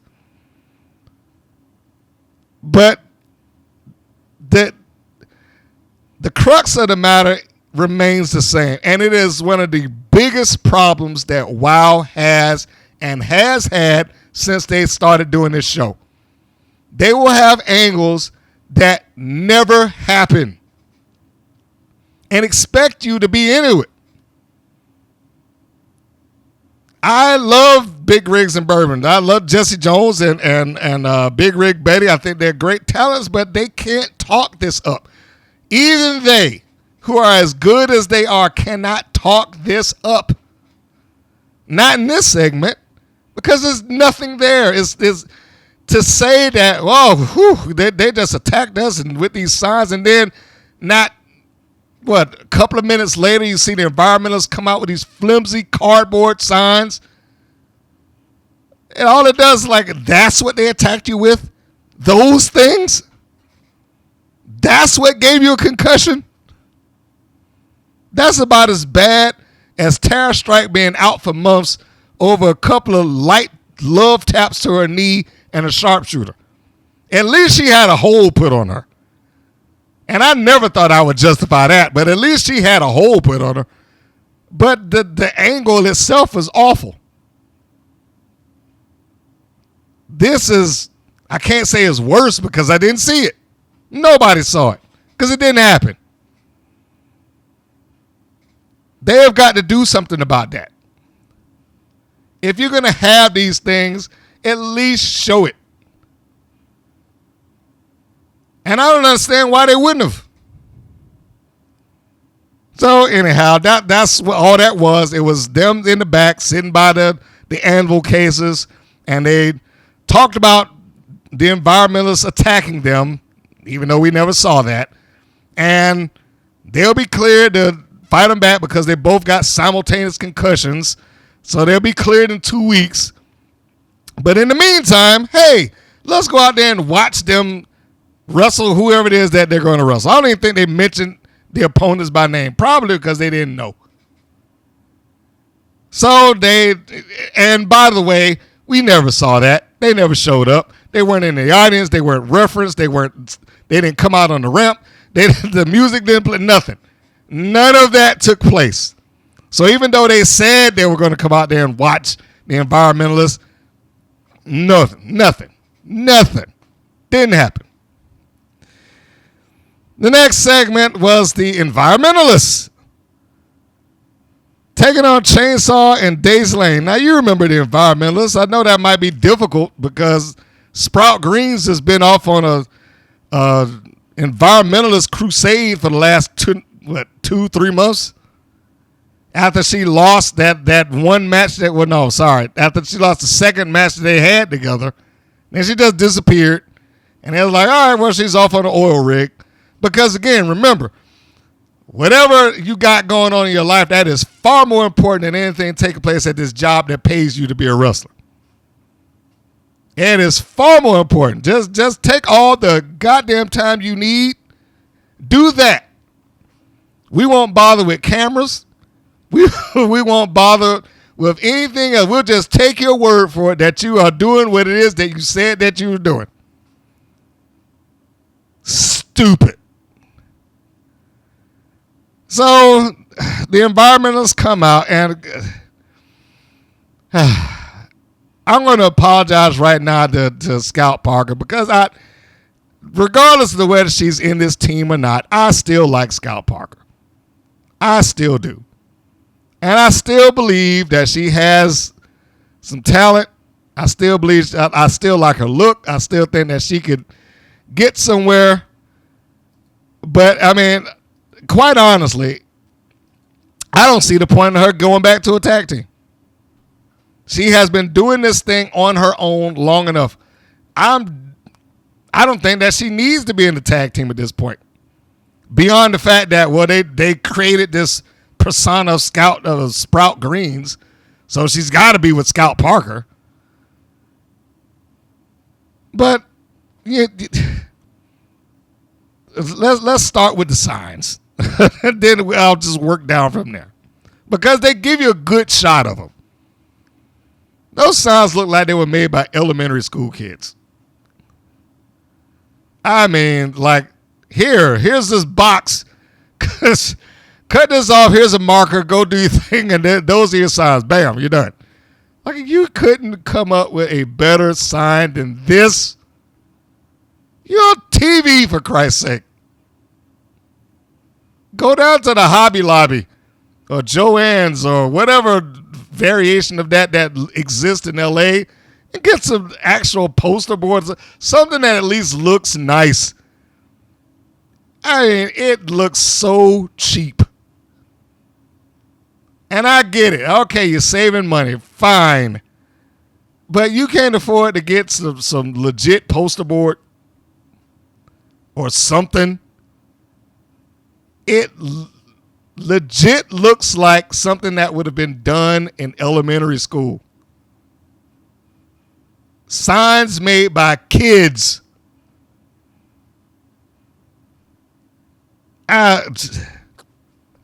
So anyhow, and again, keep in mind, these are the things that's supposed to have attacked Big Rigs and Bourbon or caused them to have a concussion. Cheap looking. So, and I forgot how ridiculous Sprout Green's outfit looks with the headdress of carrots and mushrooms and lettuce. I'm like, oh, man. Oh, boy. Scout, I am so sorry for you. Anyhow, we have that. And the next thing we see is we got the team of Chainsaw and Daisy Lane coming out. And I was like, oh, why are we having another heel versus heel match? Now, that's not to say that the match was going to be bad. It's rinse and repeat. It's not that the match is bad, but what is going on around it? Why are we having Daisy Lane and Chainsaw, this heel combination, going against another heel combination of the Environmentalist? Who exactly are you supposed to have been rooting for here? And every day, and I'm sidebarring here, but every day that Alexa Bliss gets more airtime on WWE's TV only serves to make Daisy Lane look that much more of a knockoff and cheap. I mean, it really does. Every day that you see Alexa Bliss on their television, it just makes Daisy Lane look like more of a knockoff. Complete with knockoff doll hairdo and attitude. So I don't know. As this is going on, Zayn puts over the main event saying that EMTs and police have been notified. I was like, why? The EMTs, maybe. I can understand that. But it was like the fire marshal, the police. Like, what are you expecting to happen here? You expecting somebody just to light the place on fire? I mean, what kind of match are you expecting to take place that you need to notify the cops and the fire marshal? I get that they're trying to make it sound dangerous and a big deal and all that stuff. I understand that, but why would you begin to notify these people? Anyhow, and they carry on about that. So we get to the match. Sprout Greens is back in action. She has returned. And she starts off with Daisy Lane. Now, the fortunate thing that they have going here is that Lane and Greens are comparable in height and size. It's not like Sprout Greens is some sort of massive individual. So it doesn't look like Lane is just being dwarfed or whatever the case may be. But, you know, it works in this instance. And then we get, after the lockup with them, I guess the scare moment. So at the beginning of the match, we got Lane, and Lane forces Greens into the corner with Chainsaw. When she goes into the corner with Chainsaw, she looks at her and just like, oh, you know, like so terrified that she can't move. And Lane gets her with a drop kick, and, you know, that's when Chainsaw comes in and hoists her over there to do maybe the single worst Bronco Buster that I've ever seen. I'm sorry, but it is. Because it's like, that does not look good. I ain't saying drive your goddamn crotch in the face, but you know, just it needed to look a little better than that. And so Sprout Greens gets terrified that Chainsaw's in there and runs out and tags in Scout Parker, who comes in and tries to take on Chainsaw. And of course, Chainsaw with her size, strength, and might is unaffected by anything that Scout is doing. She tried to go after her thighs a little bit and just like, nope. Grabbed her leg, swept her out from underneath her. I can appreciate the effort, Scout. I appreciate the effort. Anyhow, all of this is going on. Dave McClain is still carrying on about that goddamn doll. Little Daisy. So, maybe he'll start selling those. I think that would be a foolish thing for him to do. But if he tries to do that and waste some more Jeannie Buss's money, then, you know, that's Jeannie Buss's problem. And I don't think she cares because they just got their little $10 billion deal for giving away the majority share of the Lakers. So she's got some money to blow. Getting towards the end, because it's not, we don't need to go through all of this. We got a double suplex by the Environmentalist, and Chainsaw came in for the save. The issue that exists here is, who are you rooting for? As stated at the beginning, there's a double heel match here going on. Who is it that you're trying to root for here? There's nothing to be gained by either one of them. There's not a championship on the line. It's not a number one contender spot. It's not a ranking position or anything like that. So I don't know what the purpose of this is, beyond that they just simply do not have enough teams, or more specifically, enough baby faces to justify who they're up against. Unless, is Chainsaw and Daisy Lane going babyface? Is that what the idea is? I don't know. None of that has been cleared, or they don't make it clear. Daisy Lane has, in multiple points in this match, bitten, like, you know, Scout Parker has her in the corner. She bites her forearm. Sprout Greens has her in a chin lock in the middle of the ring. She bites her forearm. So she's been doing the old biting thing as much as she possibly can. But then the Environmentalist, for as weak as the cheating here has been, they still pull the hair and, you know, try to manipulate the referee and this, that, and the other. So I beyond the fact that Chainsaw comes in with the old House of Fire mode, that's probably the only thing that puts her in de facto babyface land. Is that she came in and she just like, oh, I'm just whipping up on everybody. Which is exactly what she did. Daisy Lane gets the tag, and then Chainsaw comes in and she starts beating up on both Sprout Greens and Scout Parker. As she takes care of both of them, Sprout is left in the ring with Chainsaw because Scout is thrown out to the floor. God, I hate these names. Or at least I hate them together. And Sprout is stuck in there with the two of them. She takes a choke slam, tags in the Days Lane by Chainsaw. They do their graveyard smash finish. 1, 2, 3, they're done.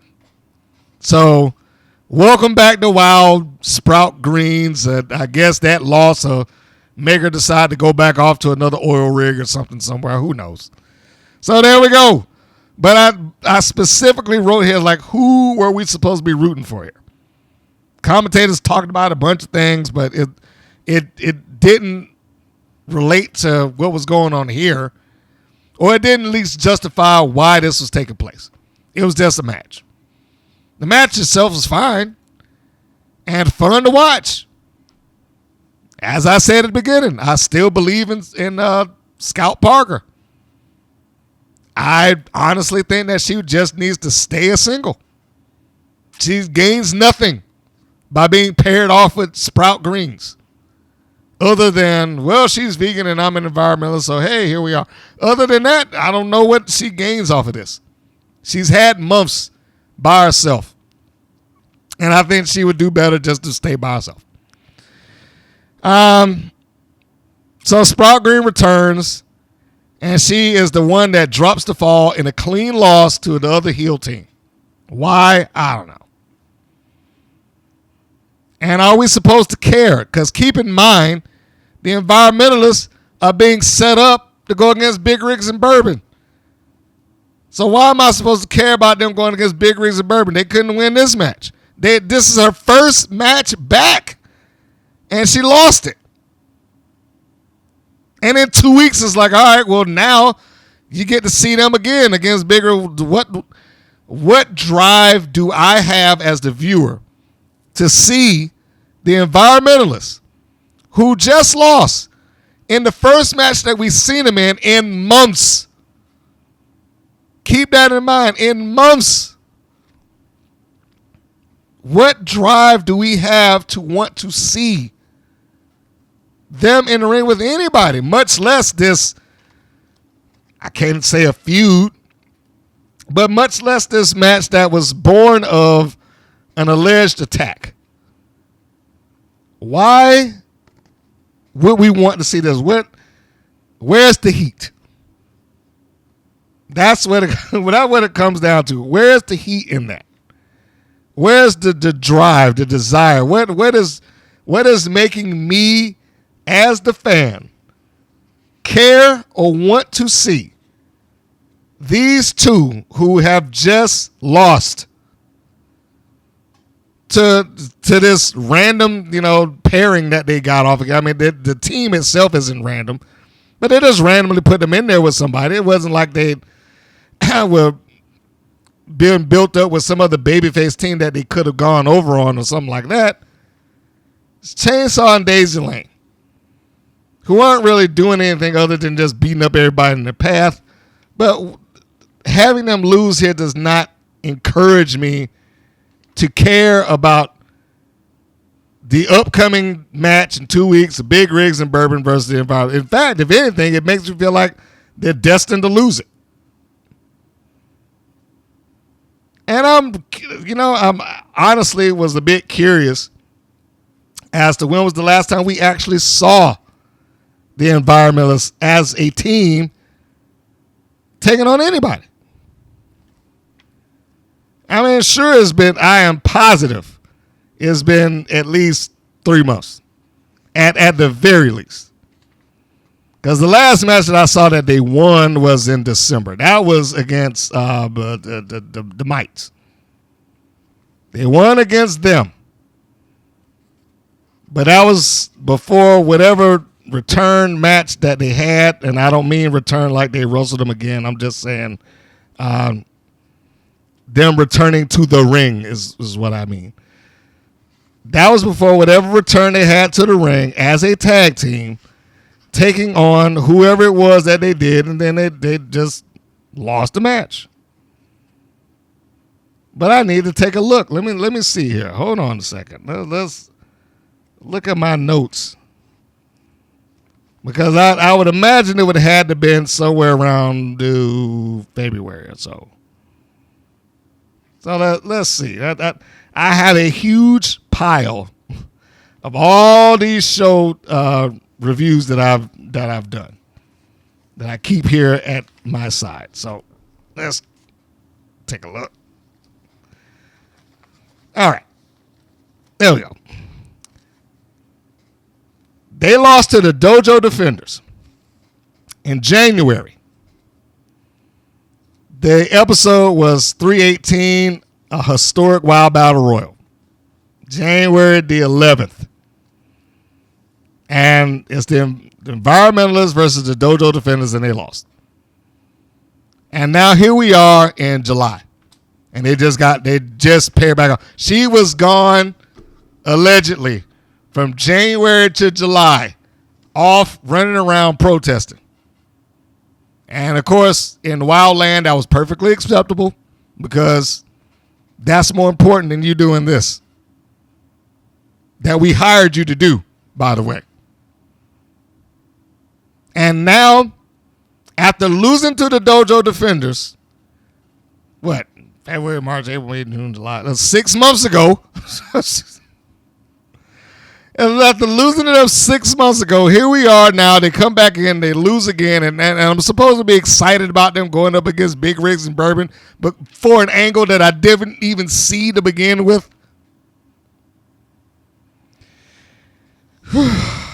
Moving on.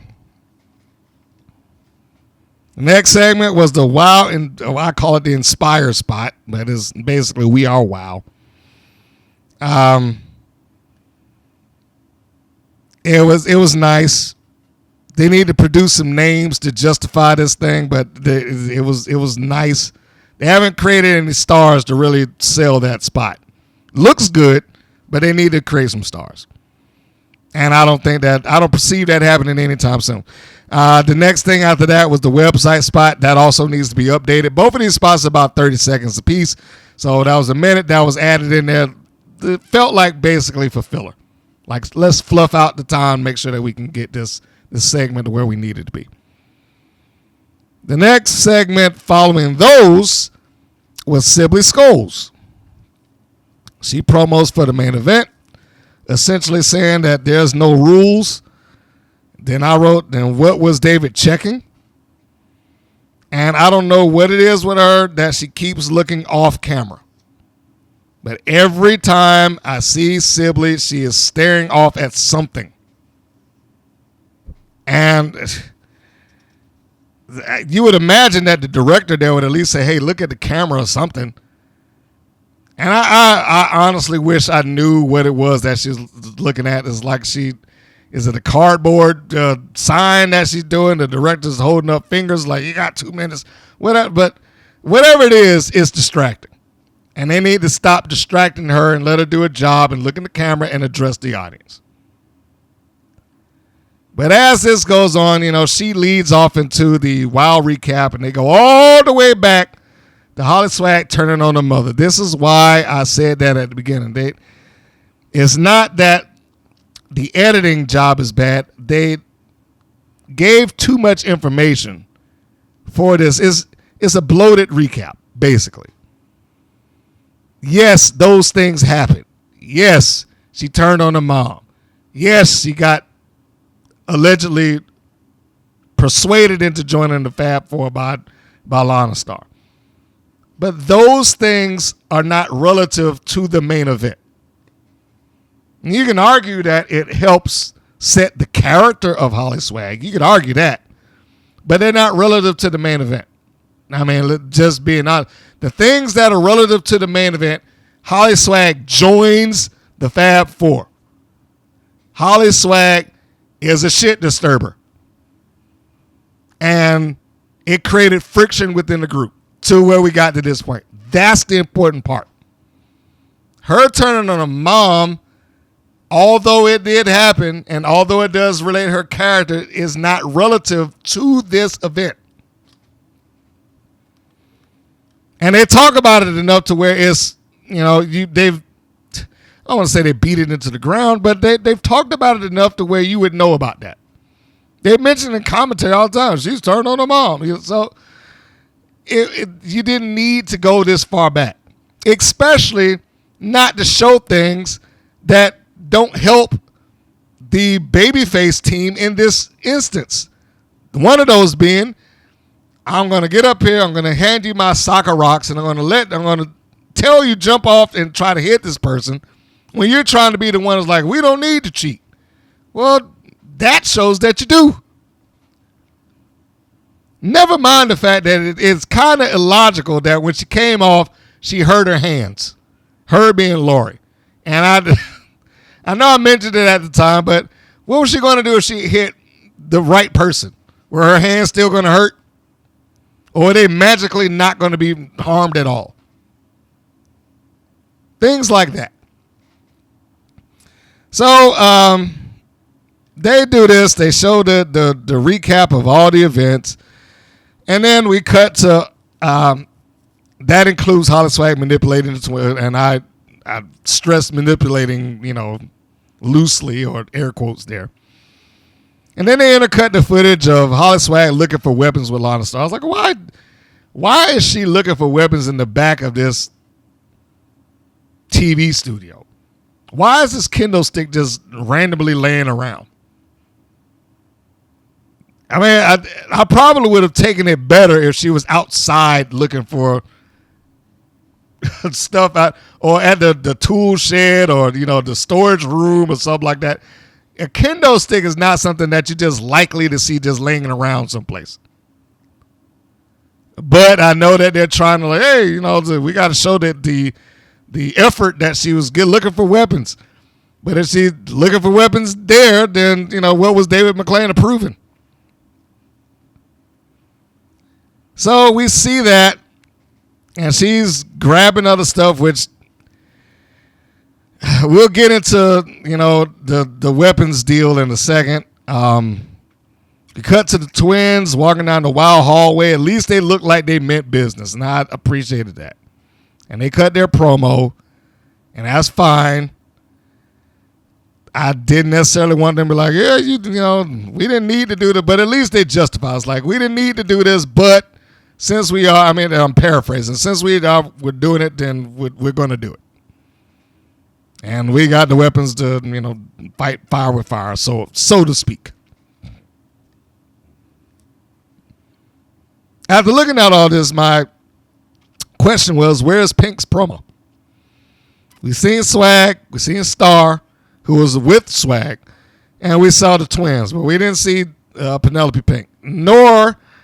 And we got to go back and talk about this. We have never, ever, ever saw why Lana Star or Penelope Pink was perfectly fine just jumping on the bandwagon of, hey, you guys suck now, so we're turning on you. It has never been explained. It's just, okay, here they are. So 3 out of the 4 got promos. Then we cut back to Scoles. And she's doing what she's doing. She's wrapping it up, and she's looking off camera. I don't know why. That was just, who knows? Who knows what kind of instructions she's getting that's making her do that. So, hey. But this leads into the main event. So we go to the main event. The one that's been hyped all show, that it took so important that Dave McClain had to go backstage and personally approve the weapons that was being used. Miami's Sweet Heat versus Penelope Pink and HollySwag with Lana Star coming out there. And before, let me make a brief pause here before I go any further. I had mentioned on several podcasts prior that the photo op spot that had been taking place on WOW's television, and CD cover, the photo op, Fury doing their thing, whoever else has done or incorporated some variation of that, I had been, pretty upfront, like, hey, look, that needs to be just one person doing it or one faction, and be done with it, because it does take something off of it to have multiple heels all basically doing some variation of the same move. I can't remember if Mayfield did some version of it also, but that, it just didn't need to be multiple people doing essentially the same thing. Go over to the hard cam, plop them on the second rope, pose on top of their body. However they choose to do that, and whatever the commentators particularly called it, they all did the same thing. It was my assumption, or I had believed, that if the Brat Pack / Alliance was the innovators of that, but I have been told not so. One of Miss Pink's fans have leapt to her defense to let me know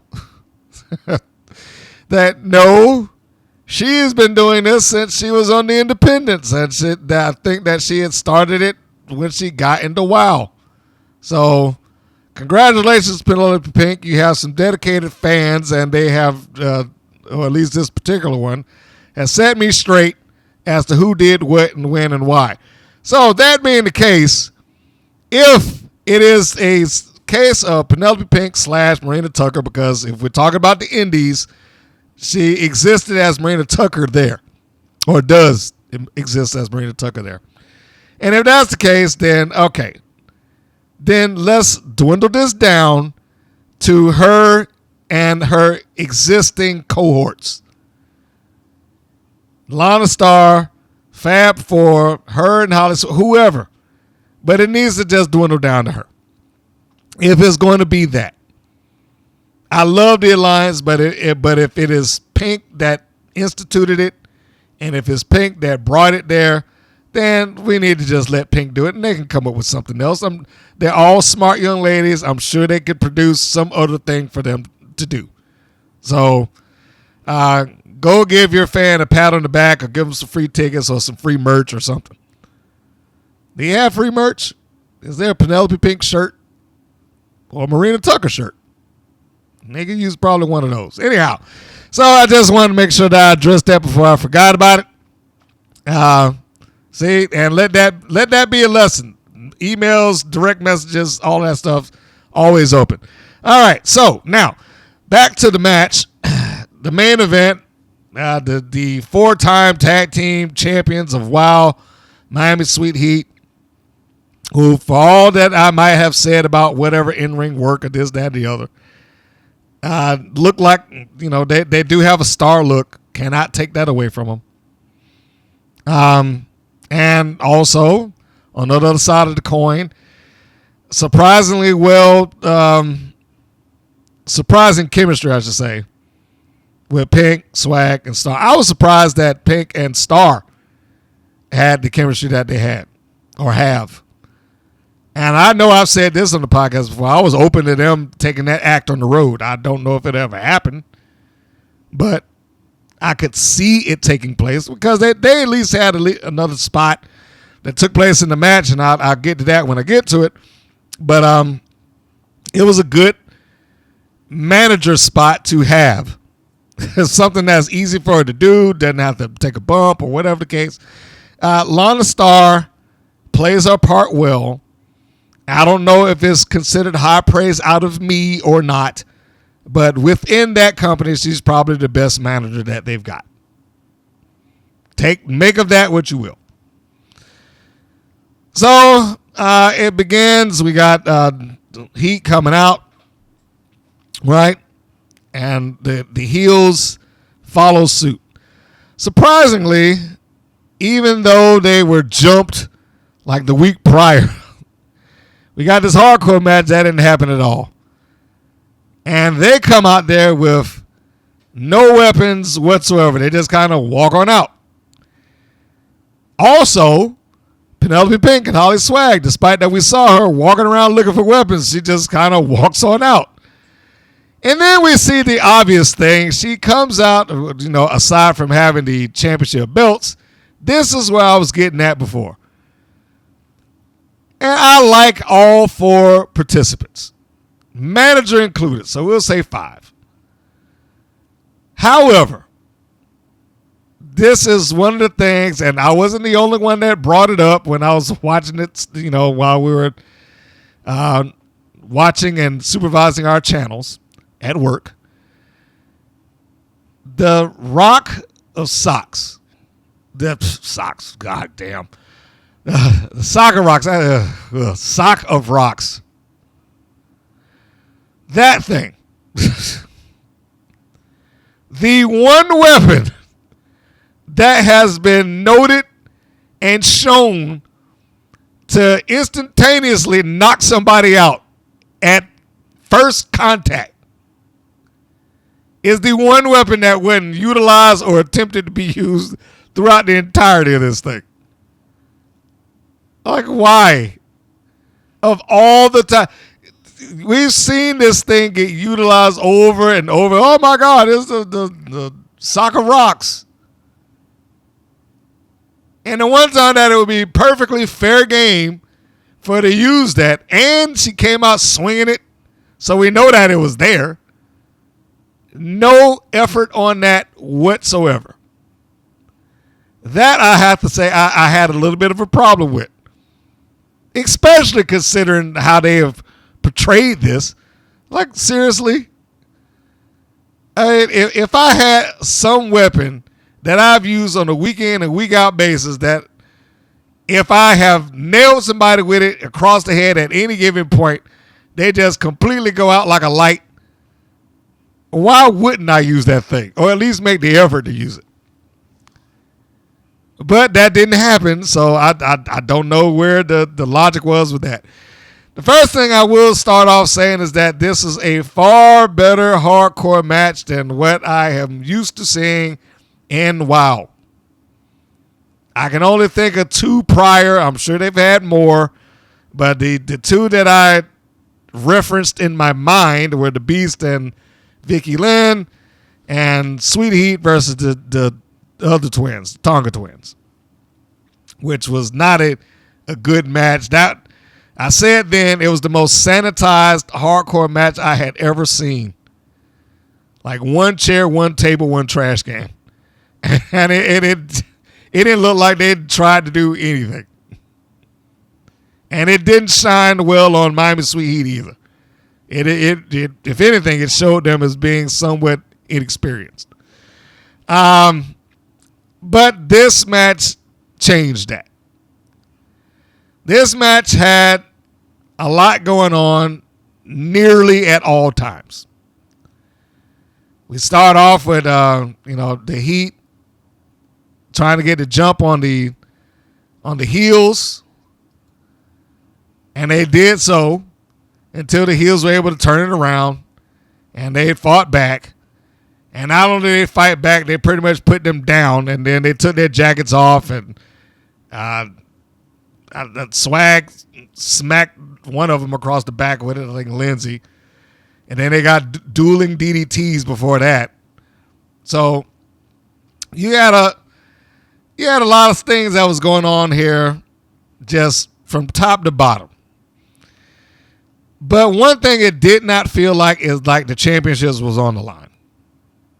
It felt like a personal issue, and I was proud of that.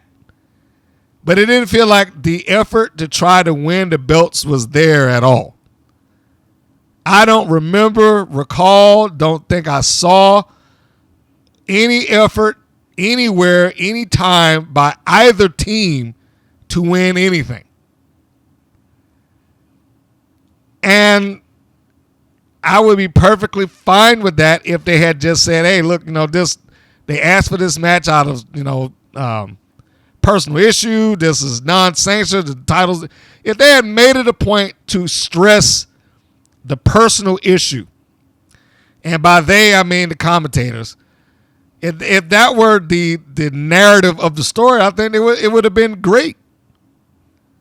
That this has escalated to such a point that the titles are secondary. It means more than this. And I have long said there are points that take place in wrestling that it has to be more important than the title. I said it specifically about Miami Sweet Heat. Because all they've ever done is always revolved around, well, we're trying to get the championships. We're trying to get the championships. We're trying to get the championships. Or we got to defend the championships. It's been one or the other since they've gotten there. This has been the closest I've seen to them having a legit personal issue, but even here, the narrative of that personal issue was not really illustrated or talked about. It was there, it just wasn't really expressed. Lana Starr's running around ringside as, all four members are beating each other up. And I appreciate that she is willing to play the coward. By comparison, I'll use Samantha Smart as the comparative point. There was a point where Smart would jumped in the way for the class master during one match. I'm going to be the barrier to stop you from getting my client. She was acting more like a bodyguard rather than a manager. Lana Starr did what a manager would do. She went out there to check on her talent. Now, I forget which one. I think it was it Pink that was out on the floor? I got to check my notes now. She goes out. No, it's Swag. Swag goes out onto the floor, and then Lana Starr comes around to check on her. But then Lizzie comes out there, and Lana doesn't want any part of her. She sees her, and she's like, she's got to back off. Little things like that count. She didn't want to be involved in the violence of the match. Nor should she want to be involved in the violence of the match. She's not a wrestler anymore. She's a manager. And she's a far better manager than she ever was a wrestler. And I mean that in the most positive way that I can. And without going into all the blow by blow and all the displays, I mean, we got them slamming each other on chairs. We got the little Raven drop toe hold face first into the a pair of steel chairs. We had a baseball bat being brought in there, even though we didn't see it, much of it. Pink brought that in at some point. And that they put in a lot of work and a lot of effort and a lot of time to try to make this match look as competitive. Well, I would go beyond competitive. Make them look as violent as WoW is going to allow them to be. And I don't think that they need to go out of their way we got to draw blood and all, in another universe, that might be fine. I don't know if it works for WoW to all right, let's get some color here or whatever the case may be. But for what they were doing and for what WoW has been and the parameters that WoW has oftentimes offered up, this is probably about as close to of a hardcore match as you're going to get. And I had some moments with this match in terms of what I would have preferred to happen. As I said before, one thing I would really, really, really would have preferred is if they weren't going to go for any pins, and they didn't. I had to check this a couple of times. If they weren't going to do that at all, then I thought the narrative should have been different. It should have been changed to Miami Sweet Heat would have only needed to cut the promo to say this has gone beyond the tag team titles. As much as we want them, as much as we want to be 5-time champions, as much as we want to carry the tag team division to another year and make it the most awesome tag team division that women's wrestling has seen, this means more than those belts because they turned their backs on us. They did this to us. They made fools of whatever the case, whatever justification they need, make it about getting even, not about the belts. And I wish that were the case. One of the spots that I really enjoyed in the match, largely because I didn't see it coming, and it popped me when I saw it. On the outside, we got Lana Starr. She grabs a bottle of water. Laurie is down on her knees. Pink is there, and it looks like Lana's giving her some water just to help her refresh herself. And as she drinks it, Laurie punches her in the stomach. as she has the water, as soon as she gets it in the mouth, she gives her a pop in the stomach, which makes her spit it right in Lana's face. And of course, that puts Lana down, and she's like, "Oh my God," that type of thing. I was like, that legit popped me, and I wish, going back to them as a duo, I wish that was something that they could have incorporated. Not every match. I mean, you don't want to get it to a point where people are expecting it, but imagine if somewhere during the match on a regular basis, Lana Star had given Penelope Pink a bottle of water to cool her off, or whatever the case may be, so that when it does happen, you're like, oh, so you could justify why it's there.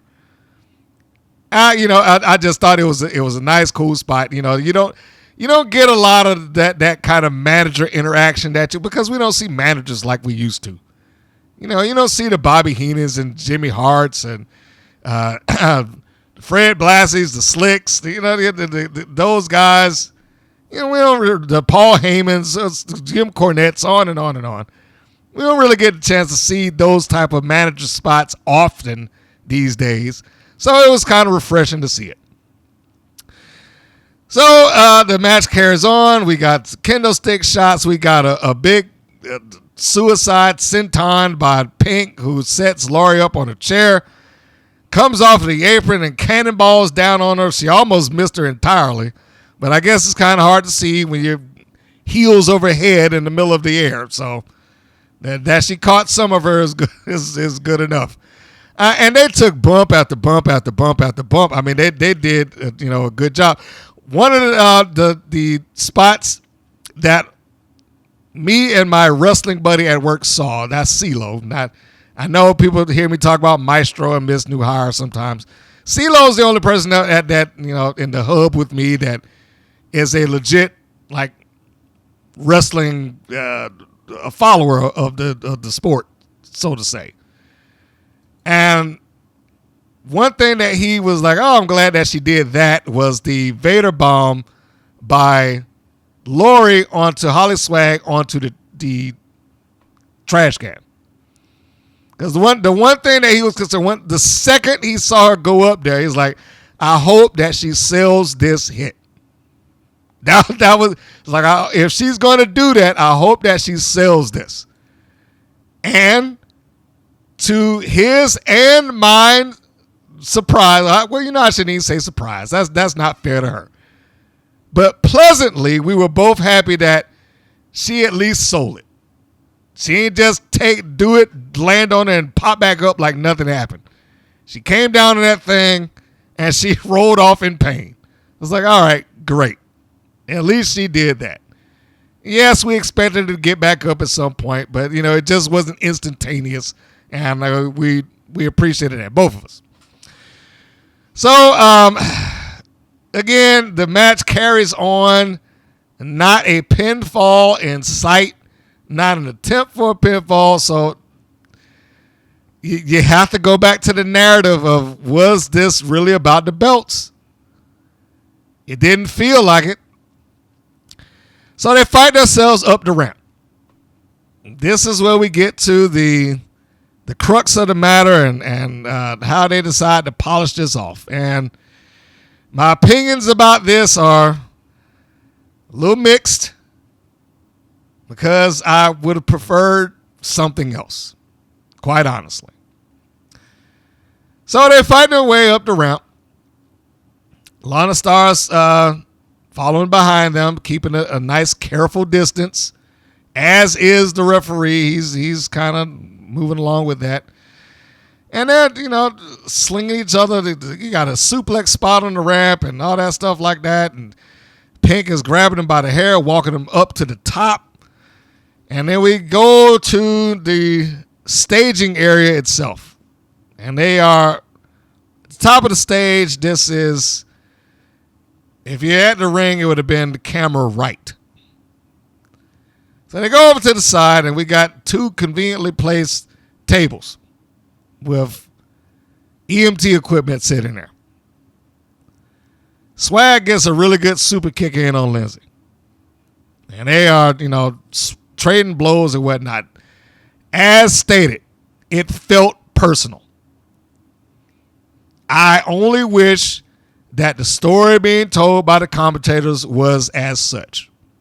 That it was a personal thing. The belts didn't matter. It would have given a different layer to this entire affair to get across that the belts were not the focal point of what they were trying to do. But here's where I had my questionable moment.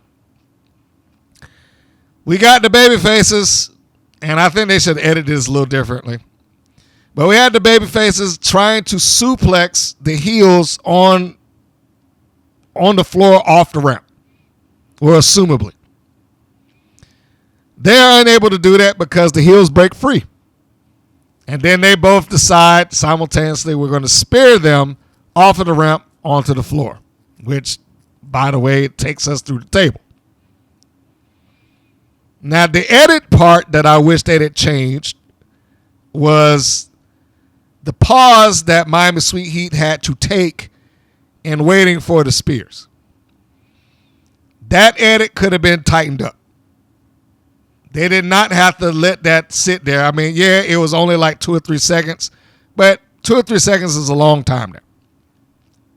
So I wish that could have been tightened up a little bit. That's just the editor and me, like, hey, you could have brought that down a bit. But then they take them through the tables. The heels drive the baby faces down to the floor, and they're all knocked out. If you told me, if any one of them or any participant or anybody that was in the building told me that, oh yeah, they got concussed or they busted their head open or they did this or that, I would absolutely believe it because they pretty much overshot that table. I mean, if I am making a highlight film of WOW's biggest spots, that's the one that's going in there. Because it's hard to argue whether that's fake or not. Anybody that would be questioning WOW, the average WOW person that I'm like, hey, they look for problems with WOW and this, that, and the other. For those people, that's what I would show them. I would say, take this clip, make sure we keep that for whatever highlight films that we do. If we do the best of at the end of the year, that got to go in it. That has to.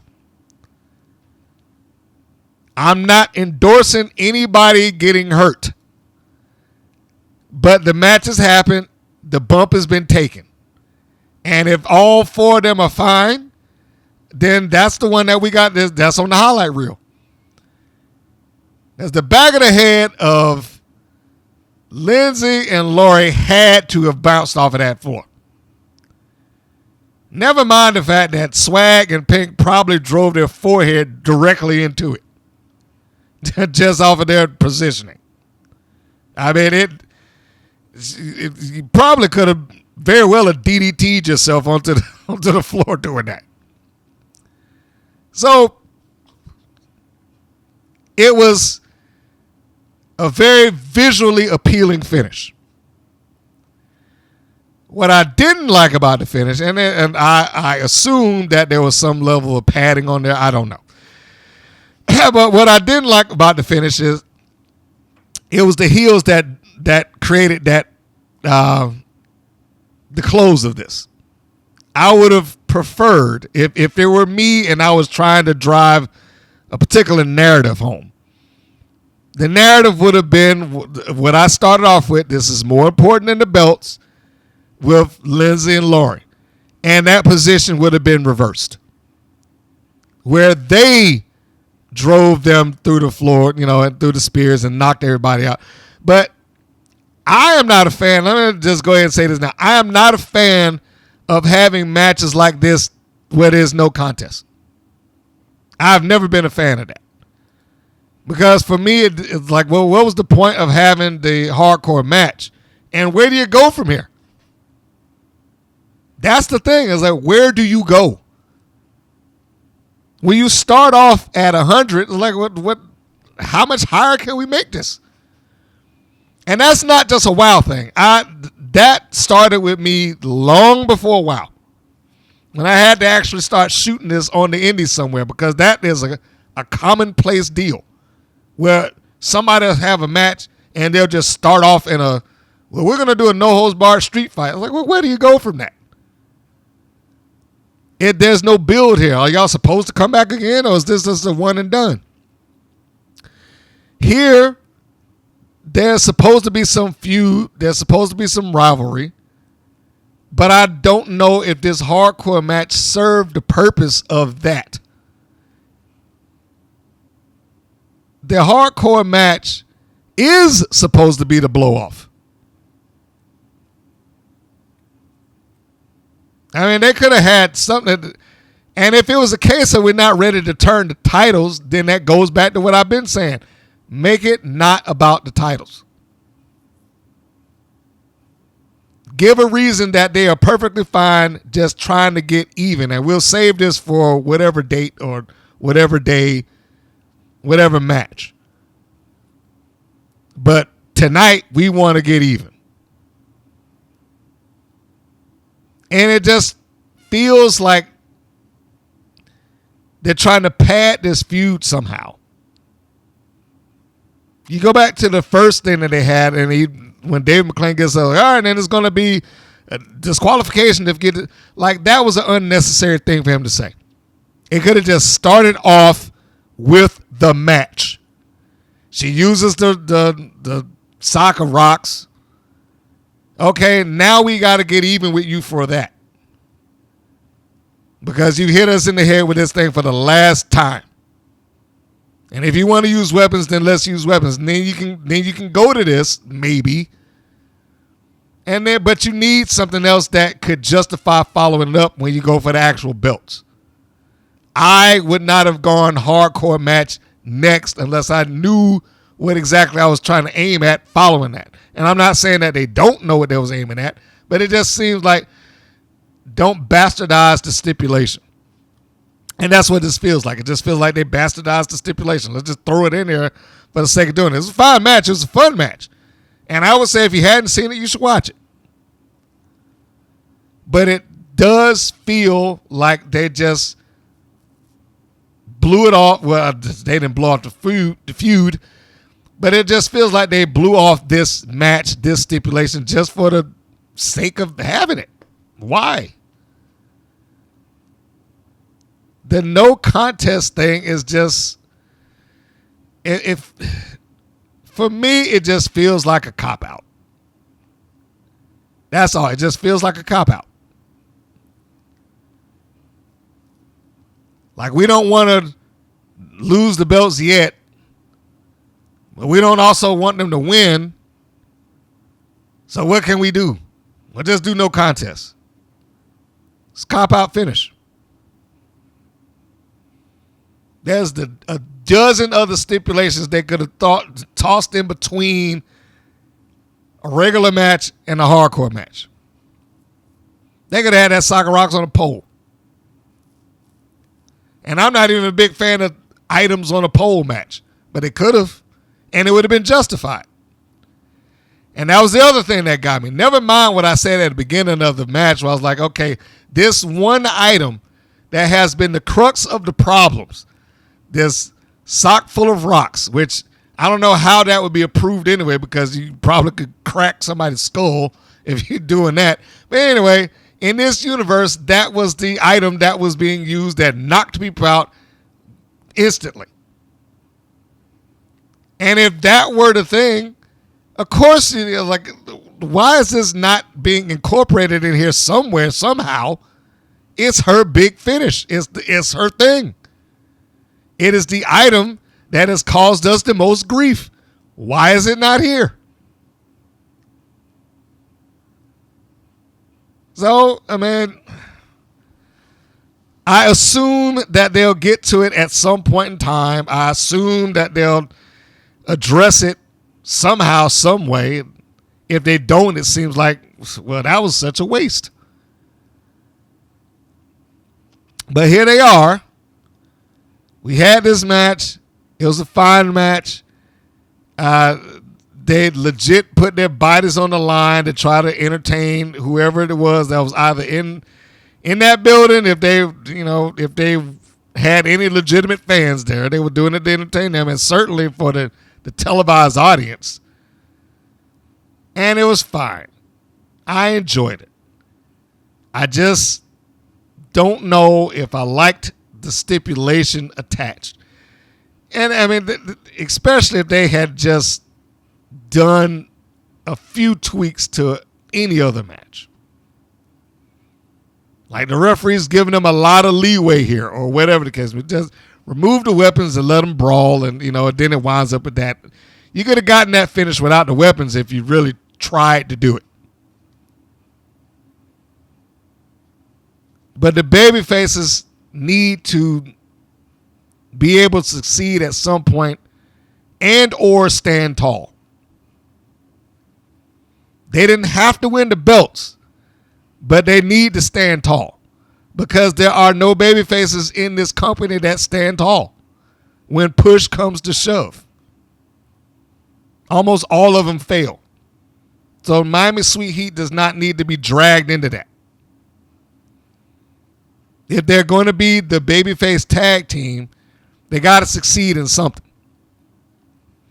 Yes, they fought them to a no contest, but they also were the recipients of the move that put them in the no contest position, which is why I said if it had been me, I would have preferred that it happened the other way around. Swag and Pink trying to suplex these two off, and it would have fit the narrative like, hey, the heels are trying to cripple them by suplexing them off onto the floor off of the stage. The babyfaces break free and get loose. And rather than accept that, well, we're going to give you a taste of your own medicine. We'll spear you right to the floor. The only tweak I would have had following that is you have them struggle with everything that they got to get up on their feet. If they got to pull themselves by fingernails to get back in that ring, you have them do it. As the heels are out on the floor, have them carted off somewhere. And then the next time we get in the ring with you, we will take those titles. Something along those lines. That's just me. That's just mine. And I fully acknowledge there are 1,000 rights. Just because I said it that way does not make it the only right way to go. I'm pretty sure somebody out there right now thought of, of 2 or 3 different ways or versions or paths that you could take to do the same thing. That's just mines. And in mines, the babyfaces needed to show a little bit more. Courage isn't the right word, but they needed to show a little bit more fight. And we needed to see them stand their ground, stand tall. Because WoW doesn't have a lot of that. A lot of the babyfaces just continuously come up short.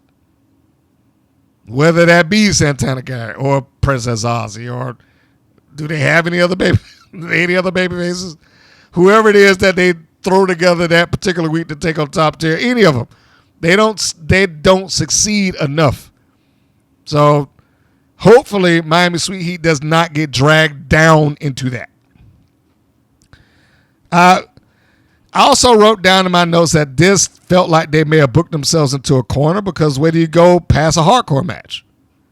I'm sure they have a match to go to, but what's a more hardcore match than a hardcore match? That was one of those things that I got that sensibility off at the Indies because it drove me crazy when they did that. One of which I shot and I did commentary for it. I didn't necessarily like it. but I did it. Yeah, but if you go on my channel and you see Crystal Rose versus Saradox, that steel cage hardcore night of horrors, whatever they called it, I don't even remember, match that they produced. That was like the second match in that series following a hardcore match where Saradox barefoot got dumped into a kiddie pool of thumbtacks with lemon juice. You heard that correct. Picked up, thrown in, feet first, into a pool of thumbtacks and lemon juice. With no boots on. Keep that, no boots. barefoot, not gimmicked, legit thumbtacks and legit lemon juice. Why? I don't know. Why she chose to do that, I don't know. And at that point, I'm like, where are you going with this? Why would you do this, and how do you follow it? And then they just did another hardcore match. It's like, I ain't big on the hardcore match following a hardcore match. And so that applied there, and it applies here. I'm not big on the hardcore match following the hardcore match. But maybe they'll surprise me. Maybe it'll be a ladder match. Maybe it'll be the belts on the pole, or the sock on the rock on the pole, or 2 out of 3 falls, or something. Maybe they'll have something else that'll take me away from that. But it does seem like to follow a hardcore match with a standard wrestling match or some variation thereof seems like a bit of a, drop off. But, whatever. So that was that. That doesn't seem to be a natural progression for me, but we will see where that goes and how they get there. And that was the entirety of the show. As you may tell, my opinions of WoW have not changed, in that a good chunk of these matches were fine to watch, but they may not have had around it what I would have liked, or it's something that just didn't justify it and it didn't make any sense, or it felt like they should have had a different path. The whole Sprout Greens thing, coming back and losing, and that being the setup for another match, that right there, that's over the top of my head. Maybe they had some genius plan in front of them, I don't know, but that's over my head. I was like, I don't understand why they would do this. I don't get it. But there we go. That was WoW Women of Wrestling.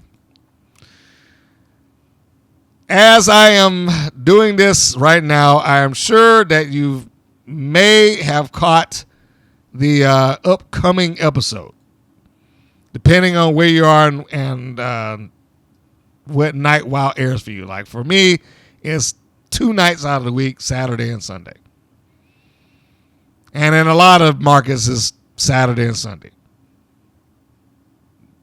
If you have not caught this on that Saturday night, then you might be surprised by what's going on the Sunday broadcast.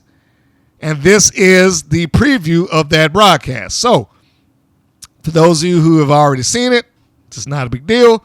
For those of you that have not caught it yet, here's what you can expect. So, and I like doing the little read-throughs because sometimes they'll say some things that are just so ridiculous that it deserves to be talked about. So, the next episode to be expected from WoW is titled Nashville Knockout. That's going to be season 3, episode 44. And for me, that'll be 148. And their preview reads as such. Straight from the country music capital of the world, Nikki Nashville enters the ring with cowboy boots ablazing as she makes her wild debut against the iron-fisted Fury, who's ready to rock her world. But watch out, y'all. Nikki Nashville is known to be sweet as iced tea and as mean as Tennessee whiskey. The ominous Holiday goes head-to-head with the ring warrior Santana Garrett, who pushes on with her quest for greatness. She won't stop till she gets to the top. In a non-title match, Tiki Chamorro, Kalaki the Island Girl, and Sandy Shore band together in an attempt to finally take out top tier's pompous trio, Coach Campanelli, Candy Crush, and Gloria Glitter, who remain undefeated in the trios division. The main event showcases Australian superheroes Genesis against Princess Ozzy, both fighting for a shot at the goal. All right, so now let's address a couple of things here. One, I'm going to start in reverse with the main event. The reason I'm starting with that is because I saw on their Instagram being WoW, that this is not the main event advertised. Or at least it's not the main event that they're advertising. The main event that I saw advertised by WOW on their Instagram is Princess Aussie against Paola Mayfield, not Princess Aussie against Genesis. So I don't know if that was a change of direction. I don't know if that's the way it was always meant to be. I don't know what that was or why it's labeled / listed as that, but that's what we got. So it feels like another one of those cases of one hand doesn't know what the other one's doing, quite possibly. Who knows? But that is how it's written, how it's listed. Genesis versus against Princess Aussie. Both fighting for a shot at Wild Gold. Now, why either one of them would have been in this to begin with is beyond me. And that applies to Mayfield also. Why is she still in that? They've all come up short. Why are we doing this? So whether it's Mayfield or Genesis, either opponent, both have had opportunities and both have lost. It feels like this should have been moved along. So now that we've addressed that, Nikki Nashville, who some of you out there are going to know as J-Rod, the ultimate athlete. I really, really, really wish they'd have just stuck with J-Rod. I really wish they'd have just kept that and not been bothered trying to reinvent the wheel. She has been around enough to where she could have been portrayed as a big signing. Even at that point, because I know this all took place, a year ago, but she still could have been portrayed as a big signing off of, the free indie market or whatever, however you choose to phrase it. I mean, she's been on AEW TV. She's been on OVW TV. She's, I think she did reality wrestling or, something along those lines. And not like they had a crystal ball and not that they would have known the future, but she's an American Gladiator now. And that's going to get some kind of views. She doesn't need to have adopted this character of Nikki Nashville, which sounds like every other cartoon character that they create. Now, she might be able to get herself out of that. She might be able to promo her way into people believing that, hey, Nikki Nashville's a great thing. She could do that. But considering the track record of them allowing people to talk up their persona, I don't see that happening. And I've looked at it. She looks like you would expect a wild cowgirl to look. And I'll leave it at that. And I fully expect her to walk in there and lose. If she wins, yay. But I fully expect her to walk into this thing and lose. Like everybody else. Somehow or another, Fury has just, I guess, found her new purpose in life in WoW. I'll be the guardian of the gates for anybody that they sign. And just give them their introductory beating. I just went on about why are we having this heel versus heel match. Now I'm questioning why are we having this babyface versus babyface match. Holiday versus Santana Garrett. Because why? Holiday is not in line of any sort of title shot. She's not there. I mean, don't they have any other heel that she could have been going up against? I mean, I just mentioned Genesis as the typo that's wrong. Why not her? Why not Fury?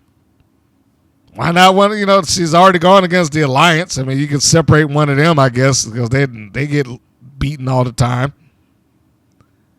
but why not Why not them? Why not Miranda Mirage or, the Siren or who else do they got out there that's not doing anything? And Veronica, all of those with all these other little heels that's floating around that could have just gotten to the ring, because let's face it, the only purpose that this would possibly serve is for Santana and Garrett to get some sort of win. So why not any one of them? Had them go in there, go in for 3 to 4 minutes, have Garrett go over, boom, you're done. And then we got this, and they made sure to stress this non-title match against Top D, and they want to make you believe that they're so great, that they're undefeated in the trios division. There is no division. They don't have a division. No one's there.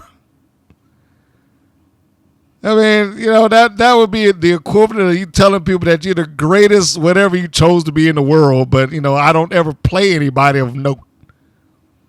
I'm the greatest ball player that's ever been, but I don't play anybody beyond anybody that I can pick and stick in my backyard to play against. Like, we're the greatest wrestling team of all time. I'm like, against who? And they're not even the greatest team in that company. And I need to be clear when I say this about it, because this is not an indictment of individual talent. Campanelli executes very well when she's in the ring. Crush has grown. Glitter's already been there, so I don't want to overlook her, but she's already been doing this thing, so I expect her to be good. But Top Tier as a team, they have a good look. They work well in the ring. But once I get past that, I'm like, what have they done? There is no trios division. They haven't done anything that make those belts mean anything more than somebody buying a replica belt. They haven't done anything to help any talent on that roster in this alleged trio division. They don't make anybody. Even if they don't lose the belts, they don't make anybody. And I'm just going to say, I clearly see that there was no real plan for them when they got the belts to begin with. Otherwise, they shouldn't have been losing like 3 or 4 times in a row before they got them handed to them. And yeah, okay, they haven't been beaten. I mean, so what? No one's there for them to be beaten by. Just look at this team. Tiki Chamorro, Kalaki the Island Girl, and Sandy Shore. What is Sandy Shore doing there? There's no consistency to that whatsoever. And they couldn't even put over the team that they allegedly crippled. Kai has gone off to do something else. She just gave up. So why are you supposed to believe in this team? Why would you care about this team? What is it that they're going to do or have done or will do that will make you believe that they're so great? There's also the reason I said they shouldn't have had any trios titles to begin with. And I've been preaching that for months. This is not new. Trios titles don't work. Because you cannot devote a division to that. Unless it's the only division of tag teams that you have. As long as there's a tag team division, there is going to be split. And I said before they started defending those titles, it's going to wind up with them defending it against a hodgepodge of whoever they can throw together as a team. And lo and behold, here we are.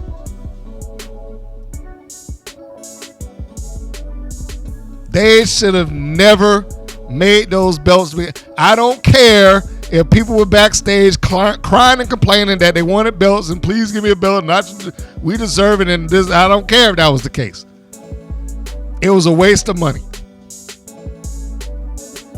Yeah, Jeannie Buss can afford it. She could probably buy 100 of those things. 100 sets of 3 and still not be bothered by it or notice that the money's gone. That's probably the case. But you know, it's still a waste of money. How do you spend that kind of money on that and then go cheap on signs and props? Anyhow. I think we all know that's going. Like, it's a non-title match, so even if they did win, what difference does it make? But given that Sandy Shore is even a part of this team, I'm assuming that they're going to lose. And not only lose, Top Tier probably beat them clean. Won't even bother to cheat or, make anybody look good or like they could have lost. So there we have it with that. So I expect Fury to go over on Nashville. I expect Garrett to beat Holiday, even though I don't know why they're doing the babyface match. Or is Holiday still babyface? Who knows? In this non-title trios match, of course, we got to go for Top Tier there. And then I expect Princess Aussie to win against whoever it is that she's going against, Genesis or Mayfield, as she tries to go for the goal again. I mean, her tag team partner and friend has gotten shot, so I mean, I don't know what she's expecting to do in this particular instance, but we will watch, we will see, we will follow, and hopefully it'll make some kind of sense at the end of it.